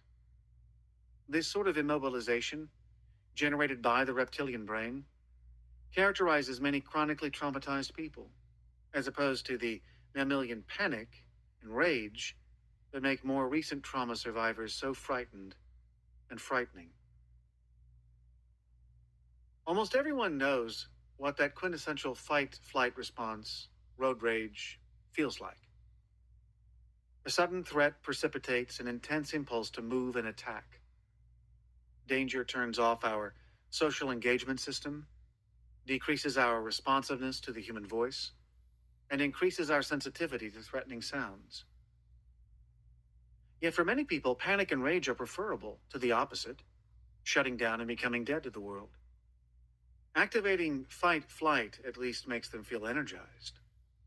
That's why so many abused and traumatized people feel fully alive in the face of actual danger, while they go numb in situations that are more complex but objectively safe, like birthday parties or family dinners. When fighting or running does not take care of the threat, we activate the last resort, the reptilian brain, the ultimate emergency system. This system is most likely to engage when we are physically immobilized, as when we are pinned down by an attacker, or when a child has no escape from a terrifying caregiver. Collapse and disengagement are controlled by the DVC, an evolutionarily ancient part of the parasympathetic nervous system that is associated with digestive symptoms like diarrhea and nausea. It also slows down the heart and induces shallow breathing. Once this system takes over, other people, and we ourselves, cease to matter. Awareness is shut down, and we may no longer even register physical pain. How we become human. In Porges' grand theory, the VVC evolved in mammals to support an increasingly complex social life. All mammals, including human beings, band together to mate, nurture their young, defend against common enemies, and coordinate hunting and food acquisition. The more efficiently the VVC synchronizes the activity of the sympathetic and parasympathetic nervous systems, the better the physiology of each individual will be attuned to that of other members of the tribe. Thinking about the VVC in this way illuminates how parents naturally help their kids to regulate themselves. Newborn babies are not very social. They sleep most of the time and wake up when they're hungry or wet. After having been fed, they may spend a little time looking around, fussing or staring, or they will soon be asleep again, following their own internal rhythms. Early in life, they are pretty much at the mercy of the alternating tides of their sympathetic and parasympathetic nervous systems, and their reptilian brain runs most of the show. But, day by day, as we coo and smile and cluck at them, we stimulate the growth of synchronicity in the developing VVC. These interactions help to bring our baby's emotional arousal systems into sync with their surroundings. The VVC controls sucking, swallowing, facial expressions, and the sounds produced by the larynx. When these functions are stimulated in an infant, they are accompanied by a sense of pleasure and safety, which helps create the foundation for all future social behavior. As my friend Ed Tronick taught me a long time ago, the brain is a cultural organ. Experience shapes the brain. Being in tune with other members of our species via the VVC is enormously rewarding. What begins as the attuned play of mother and child continues with the rhythmicity of a good basketball game, the synchrony of tango dancing, and the harmony of choral singing or playing a piece of jazz or chamber music, all of which foster a deep sense of pleasure and connection. We can speak of trauma when that system fails, when you beg for your life, but the assailant ignores your pleas, when you are a terrified child lying in bed, hearing your mother scream as her boyfriend beats her up, when you see your buddy trapped under a piece of metal that you're not strong enough to lift, when you want to push away the priest who is abusing you, but you're afraid you'll be punished. Immobilization is at the root of most traumas. When that occurs, the DVC is likely to take over. Your heart slows down, your breathing becomes shallow, and zombie-like, you lose touch with yourself and your surroundings. You dissociate, faint, and collapse. Defend or relax. Steve Porges helped me realize that the natural state of mammals is to be somewhat on guard. However, in order to feel emotionally close to another human being, our defensive system must, temporarily, shut down. In order to play, mate, and nurture our young, the brain needs to turn off its natural vigilance. Many traumatized individuals are too hypervigilant to enjoy the ordinary pleasures that life has to offer, while others are too numb to absorb new experiences or to be alert to signs of real danger. When the smoke detectors of the brain malfunction, people no longer run when they should be trying to escape or fight back when they should be defending themselves. The landmark ACE study, which is an acronym for Adverse Childhood Experiences, which I'll discuss in more detail in Chapter 9, showed that women who had an early history of abuse and neglect were 7 times more likely to be raped in adulthood. Women who, as children, had witnessed their mothers being assaulted by their partners had a vastly increased chance to fall victim to domestic violence. Many people feel safe as long as they can limit their social contact to superficial conversations. But actual physical contact can trigger intense reactions. However, as Porges points out, achieving any sort of deep intimacy, a close embrace, sleeping with a mate, and sex, requires allowing oneself to experience immobilization without fear. It is especially challenging for traumatized people to discern when they are actually safe and to be able to activate their defenses when they are in danger. This requires having experiences that can restore the sense of physical safety, a topic to which we'll return many times in the chapters that follow.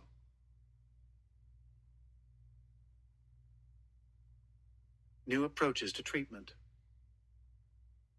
If we understand that traumatized children and adults get stuck in fight or flight or in chronic shutdown, how do we help them to deactivate these defensive maneuvers that once ensured their survival?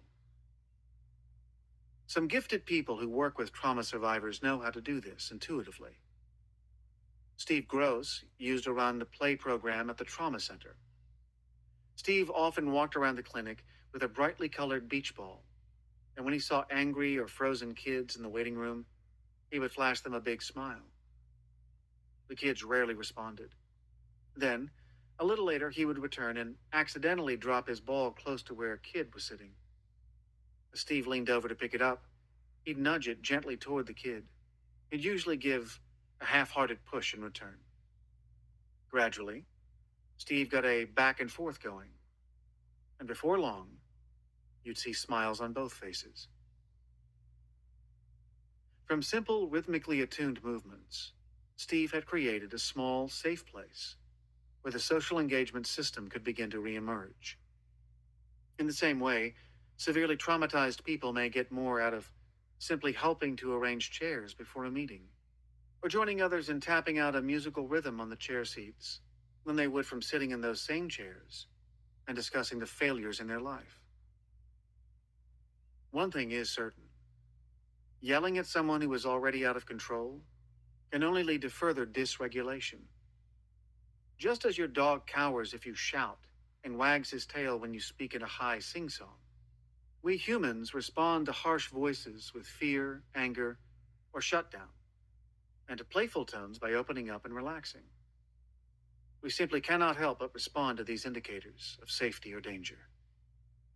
Sadly, our educational system, as well as many of the methods that profess to treat trauma, tend to bypass this emotional engagement system and focus instead on recruiting the cognitive capacities of the mind. Despite the well-documented effects of anger, fear, and anxiety on the ability to reason, many programs continue to ignore the need to engage the safety system of the brain before trying to promote new ways of thinking. The last things that should be cut from school schedules are chorus, physical education, recess, and anything else involving movement, play, and joyful engagement. When children are oppositional, defensive, numbed out, or enraged, it's also important to recognize that such bad behavior may repeat action patterns that were established to survive serious threats, even if they are intensely upsetting or off-putting. Porges' work has had a profound effect on how my trauma center colleagues and I organize the treatment of abused children and traumatized adults. It's true that we would probably have developed a therapeutic yoga program for women at some point, given that yoga had proved so successful in helping calm them down and get in touch with their dissociated bodies. We would also have been likely to experiment with a theater program in the Boston inner-city schools, with a karate program for rape survivors called Impact Model Mugging, and with play techniques and body modalities like sensory stimulation that have now been used with survivors around the world.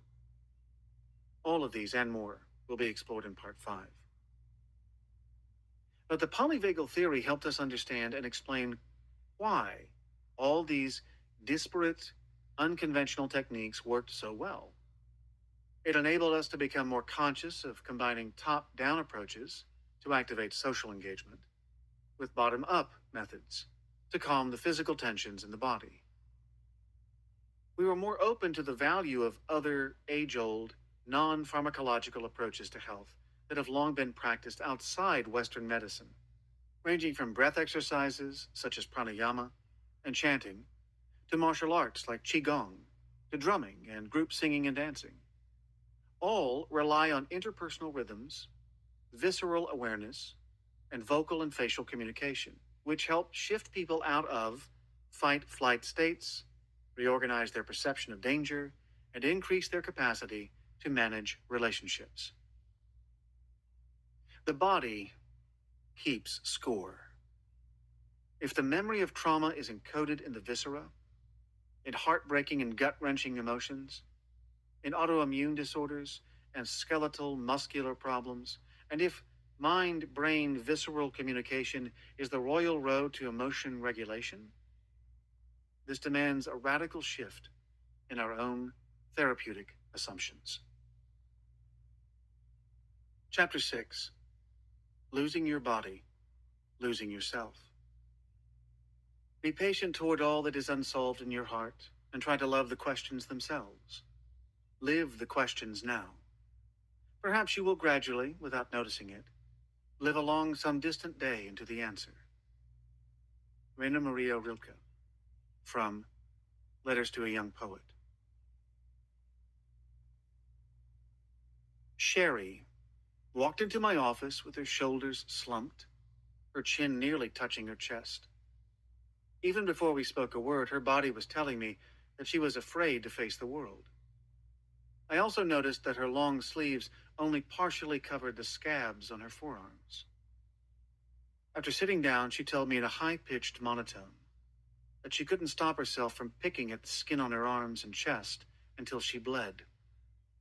As far back as Sherry could remember, her mother had run a foster home, and their house was often packed with as many as 15 strange, disruptive, frightened, and frightening kids who disappeared as suddenly as they arrived. Sherry had grown up taking care of these transient children, feeling that there was no room for her and her needs. I know I wasn't wanted, she told me. I'm not sure when I first realized that, but I've thought about things that my mother said to me, and the signs were always there. She'd tell me, you know, I don't think you belong in this family. I think they gave us the wrong baby. And she'd say that with a smile on her face. But of course, people often pretend to joke when they say something serious. Over the years, our research team has repeatedly found that chronic emotional abuse and neglect can be just as devastating as physical abuse and sexual molestation. Sherry turned out to be a living example of these findings. Not being seen, not being known, and having nowhere to turn to feel safe is devastating at any age. But it is particularly destructive for young children who are still trying to find their place in the world. Sherry had graduated from college, but she now worked in a joyless clerical job, lived alone with her cats, and had no close friends. When I asked her about men, she told me that her only relationship had been with a man who'd kidnapped her while she was on a college vacation in Florida. He'd held her captive and raped her repeatedly for 5 consecutive days. She remembered having been curled up, terrified, and frozen for most of that time, until she realized she could try to get away. She escaped by simply walking out while he was in the bathroom. When she called her mother, Colette, for help, her mother refused to take the call. Sherry finally managed to get home with assistance from a domestic violence shelter. Sherry told me that she'd started to pick at her skin because it gave her some relief from feeling numb. The physical sensations made her feel more alive, but also deeply ashamed. She knew she was addicted to these actions, but could not stop them. She consulted many mental health professionals before me and had been questioned repeatedly about her suicidal behavior. She'd also been subjected to involuntary hospitalization by a psychiatrist who refused to treat her unless she could promise that she would never pick at herself again. However, in my experience, patients who cut themselves or pick at their skin like Sherry are seldom suicidal, but are trying to make themselves feel better in the only way they know. This is a difficult concept for many people to understand. As I discussed in the previous chapter, the most common response to distress is to seek out people we like and trust to help us and give us the courage to go on. We may also calm down by engaging in a physical activity, like biking or going to the gym. We start learning these ways of regulating our feelings from the first moment someone feeds us when we're hungry, covers us when we're cold, or rocks us when we're hurt or scared. But if no one has ever looked at you with loving eyes or broken out in a smile when she sees you, if no one has rushed to help you, but instead said, "Stop crying, or I'll give you something to cry about," then you need to discover other ways of taking care of yourself. You are likely to experiment with anything: drugs, alcohol, binge eating, or cutting that offers some kind of relief.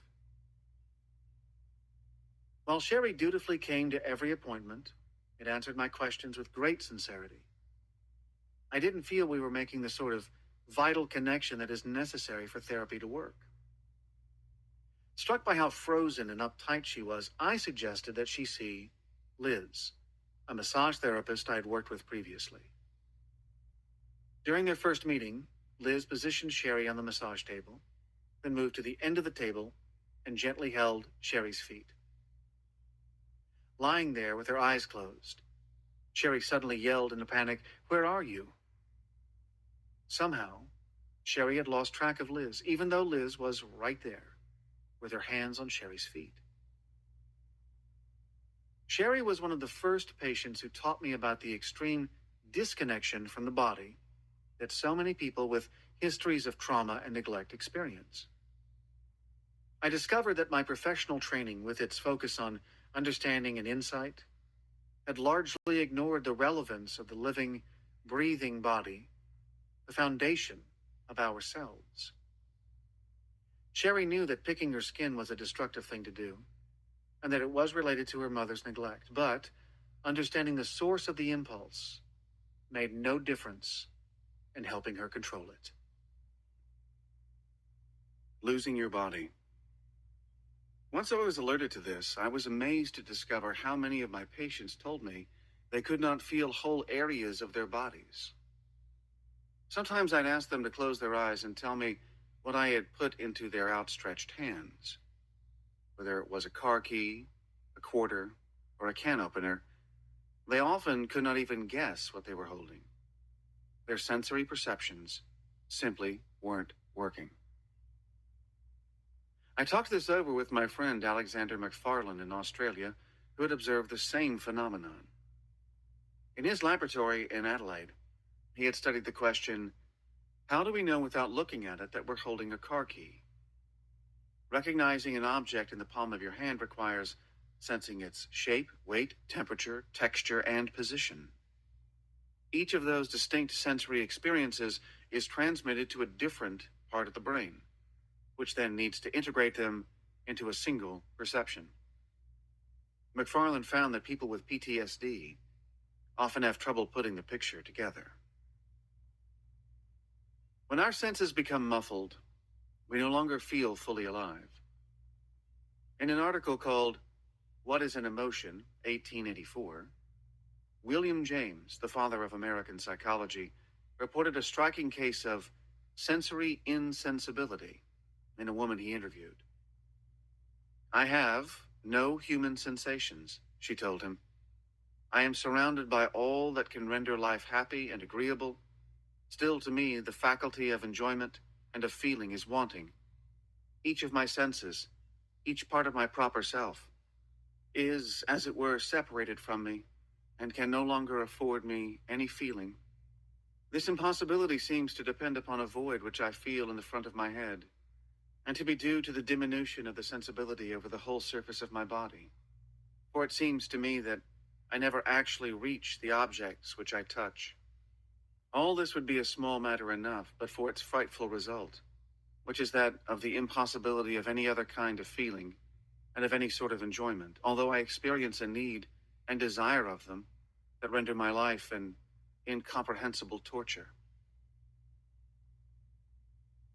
This response to trauma raises an important question. How can traumatized people learn to integrate ordinary sensory experiences so that they can live with the natural flow of feeling and feel secure and complete in their bodies?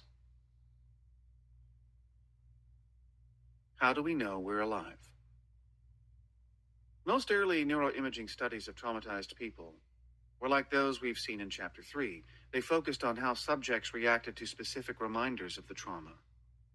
Then in 2004, my colleague Ruth Lanius, who scanned Stan and Uta Lawrence's brains, posed a new question. What happens in the brains of trauma survivors when they are not thinking about the past? Her studies on the idle brain, the default state network, known as DSN, opened up a whole new chapter in understanding how trauma affects self-awareness, specifically sensory self-awareness. Dr. Lanius recruited a group of 16 normal Canadians to lie in a brain scanner while thinking about nothing in particular. This is not easy for anyone to do. As long as we are awake, our brains are churning. But she asked them to focus their attention on their breathing and try to empty their minds as much as possible. She then repeated the same experiment with 18 people who had histories of severe, chronic childhood abuse. What is your brain doing when you have nothing in particular on your mind? It turns out that you pay attention to yourself. The default state activates the brain areas that work together to create your sense of self. When Ruth looked at the scans of her normal subjects, she found activation of the DSN regions that previous researchers had described. I like to call this the mohawk of self-awareness, the midline structures of the brain starting out right above our eyes, running through the center of the brain all the way to the back. All these midline structures are involved in our sense of self. The largest bright region at the back of the brain is the posterior cingulate, which gives us a physical sense of where we are, our internal GPS. It is strongly connected to the medial prefrontal cortex, or MPFC, The watchtower I discussed in Chapter 4. This connection doesn't show up on the scan because the fMRI can't measure it. It is also connected with brain areas that register sensations coming from the rest of the body. The insula, which relays messages from the viscera to the emotional centers, the parietal lobes, which integrate sensory information, and the anterior cingulate, which coordinates emotions and thinking. All of these areas contribute to consciousness. The contrast with the scans of the 18 chronic PTSD patients with severe early life trauma was startling. There was almost no activation of any of the self-sensing areas of the brain. The MPFC, the anterior cingulate, the parietal cortex, and the insula did not light up at all. The only area that showed a slight activation was the posterior cingulate, which is responsible for basic orientation in space. There could be only one explanation for such results. In response to the trauma itself, and in coping with the dread that persisted long afterward, these patients had learned to shut down the brain areas that transmit the visceral feelings and emotions that accompany and define terror. Yet, in everyday life, those same brain areas are responsible for registering the entire range of emotions and sensations that form the foundation of our self-awareness, our sense of who we are. What we witnessed here was a tragic adaptation. In an effort to shut off terrifying sensations, they also deadened our capacity to feel fully alive. The disappearance of medial prefrontal activation could explain why so many traumatized people lose their sense of purpose and direction. I used to be surprised by how often my patients asked me for advice about the most ordinary things, and then by how rarely they followed it. Now, I understood that their relationship with their own inner reality was impaired. How could they make decisions or put any plan into action if they couldn't define what they wanted, or, to be more precise, what the sensations in their bodies, the basis of all emotions, were trying to tell them? The lack of self-awareness in victims of chronic childhood trauma is sometimes so profound that they cannot recognize themselves in a mirror.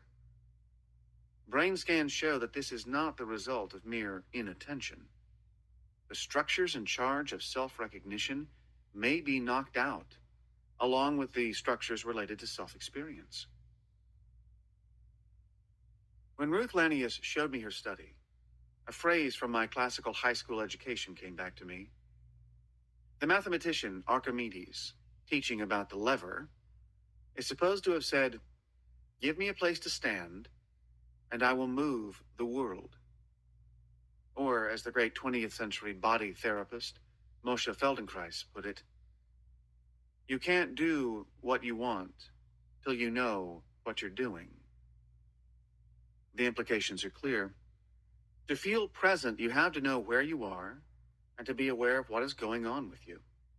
If the self-sensing system breaks down, we need to find ways to reactivate it. The self-sensing system. It was fascinating to see how much Sherry benefited from her massage therapy. She felt more relaxed and adventurous in her day-to-day life, and she was also more relaxed and open with me. She became truly involved in her therapy and was genuinely curious about her behavior, thoughts, and feelings. She stopped picking at her skin, and when summer came, she started to spend evenings sitting outside on her stoop, chatting with her neighbors. She even joined a church choir, a wonderful experience of group synchrony. It was at about this time that I met Antonio Damasio at a small think tank that Dan Schachter, the chair of the psychology department at Harvard, had organized. In a series of brilliant scientific articles and books, Damasio clarified the relationship among body states, emotions, and survival. A neurologist who has treated hundreds of people with various forms of brain damage, he became fascinated with consciousness and with identifying the areas of the brain necessary for knowing what you feel. He has devoted his career to mapping out what is responsible for our experience of self. The Feeling of What Happens is, for me, his most important book, and reading it was a revelation. Damasio starts by pointing out the deep divide between our sense of self and the sensory life of our bodies. As he poetically explains it, sometimes we use our minds not to discover facts, but to hide them. One of the things the screen hides most effectively is the body, our own body, by which I mean the ins of it, its interiors. Like a veil thrown over the skin to secure its modesty, the screen partially removes from the mind the inner states of the body, those that constitute the flow of life as it wanders in the journey of each day. He goes on to describe how this screen can work in our favor by enabling us to attend to pressing problems in the outside world. Yet, it has a cost. It tends to prevent us from sensing the possible origin and nature of what we call self. Building on the century-old work of William James, Damasio argues that the core of our self-awareness rests on the physical sensations that convey the inner states of the body. He writes, primordial feelings provided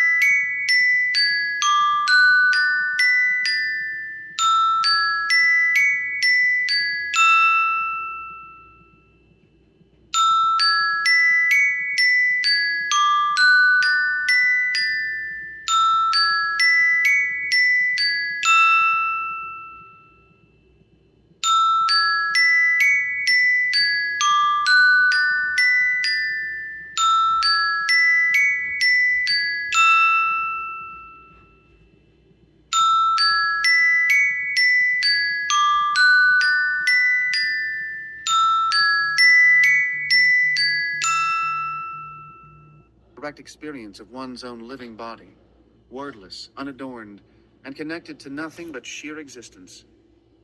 These primordial feelings reflect the current state of the body along varied dimensions, along the scale that ranges from pleasure to pain, and they originate at the level of the brainstem rather than the cerebral cortex. All feelings of emotion are complex musical variations on primordial feelings. Our sensory world takes shape even before we are born. In the womb, we feel amniotic fluid against our skin. We hear the faint sounds of rushing blood and a digestive tract at work. We pitch and roll with our mother's movements. After birth, physical sensation defines our relationship to ourselves and to our surroundings. We start off being our wetness, hunger, satiation, and sleepiness. A cacophony of incomprehensible sounds and images presses in on our pristine nervous system. Even after we acquire consciousness and language, our bodily sensing system provides crucial feedback on our moment-to-moment condition. Its constant hum communicates changes in our viscera and in the muscles of our face, torso, and extremities that signal pain and comfort, as well as urges such as hunger and sexual arousal. What is taking place around us also affects our physical sensations. Seeing someone we recognize, hearing particular sounds, a piece of music, a siren, or sensing a shift in temperature all change our focus of attention and, without our being aware of it, prime our subsequent thoughts and actions. As we have seen, the job of the brain is to constantly monitor and evaluate what is going on within and around us. These evaluations are transmitted by chemical messages in the bloodstream and electrical messages in our nerves, causing subtle or dramatic changes throughout the body and brain. These shifts usually occur entirely without conscious input or awareness. The subcortical regions of the brain are astoundingly efficient in regulating our breathing, heartbeat, digestion, hormone secretion, and immune system. However, these systems can become overwhelmed if we are challenged by an ongoing threat or even the perception of threat. This accounts for the wide array of physical problems researchers have documented in traumatized people. Yet our conscious self also plays a vital role in maintaining our inner equilibrium. We need to register and act on our physical sensations to keep our bodies safe. Realizing we're cold compels us to put on a sweater. Feeling hungry or spacey tells us our blood sugar is low and spurs us to get a snack. The pressure of a full bladder sends us to the bathroom. Damasio points out that all of the brain structures that register background feelings are located near areas that control basic housekeeping functions, such as breathing, appetite, elimination, and sleep-wake cycles. He writes, "This is because the consequences of having emotion and attention are entirely related to the fundamental business of managing life within the organism. It is not possible to manage life and maintain homeostatic balance without data on the current state of the organism's body." Damasio calls these housekeeping areas of the brain the proto-self because they create the wordless knowledge that underlies our conscious sense of self. The self under threat. In 2000, Damasio and his colleagues published an article in the world's foremost scientific publication, Science, which reported that reliving a strong negative emotion causes significant changes in the brain areas that receive nerve signals from the muscles, gut, and skin, areas that are crucial for regulating basic bodily functions. The team's brain scans showed that recalling an emotional event from the past causes us to actually re-experience the visceral sensations felt during the original event. Each type of emotion produces a characteristic pattern, distinct from the others. For example, a particular part of the brainstem was active in sadness and anger, but not in happiness or fear. All of these brain regions are below the limbic system, to which emotions are traditionally assigned, yet we acknowledge their involvement every time we use one of the common expressions that link strong emotions with the body, such as, "You make me sick," "It made my skin crawl," "I was all choked up," "My heart sank," or "He makes me bristle." The elementary self system in the brainstem and limbic system is massively activated when people are faced with the threat of annihilation, which results in an overwhelming sense of fear and terror, accompanied by intense physiological arousal. To people who are reliving a trauma, nothing makes sense. They are trapped in a life or death situation, a state of paralyzing fear or blind rage. Mind and body are constantly aroused, as if they are in imminent danger. They startle in response to the slightest noises and are frustrated by small irritations. Their sleep is chronically disturbed, and food often loses its sensual pleasures. This in turn can trigger desperate attempts to shut those feelings down by freezing and dissociation. How do people regain control when their animal brains are stuck in a fight for survival? If what goes on deep inside our animal brains dictates how we feel, and if our body sensations are orchestrated by subcortical, meaning subconscious, brain structures, how much control over them can we actually have? Agency. Owning your life. Agency is a technical term for the feeling of being in charge of your life. Knowing where you stand. Knowing that you have a say in what happens to you. Knowing that you have some ability to shape your circumstances. The veterans who put their fists through drywall at the VA were trying to assert their agency to make something happen. But they ended up feeling even more out of control. And many of these once confident men were trapped in a cycle between frantic activity and immobility.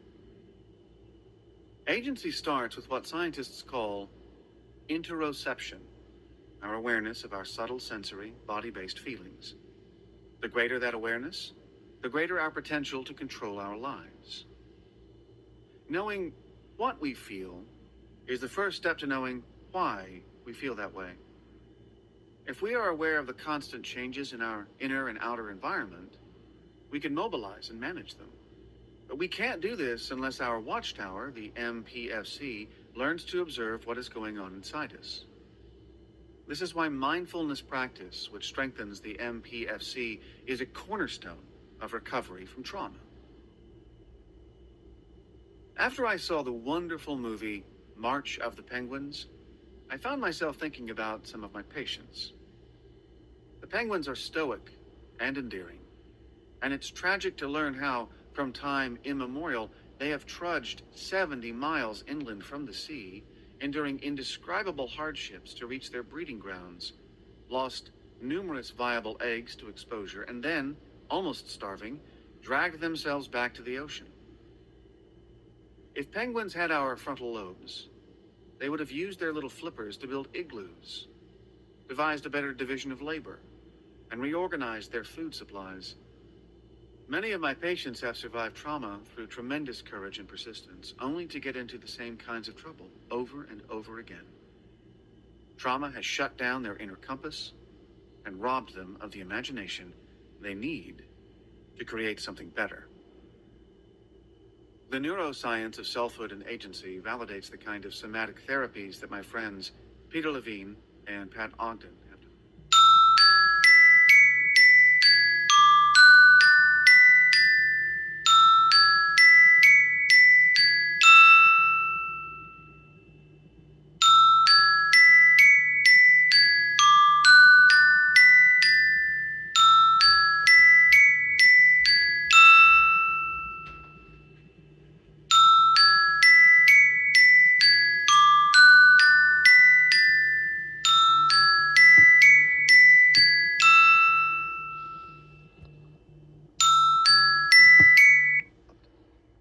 I'll discuss these and other sensory motor approaches in more detail in part 5, but in essence, their aim is threefold. 1. To draw out the sensory information that is blocked and frozen by trauma.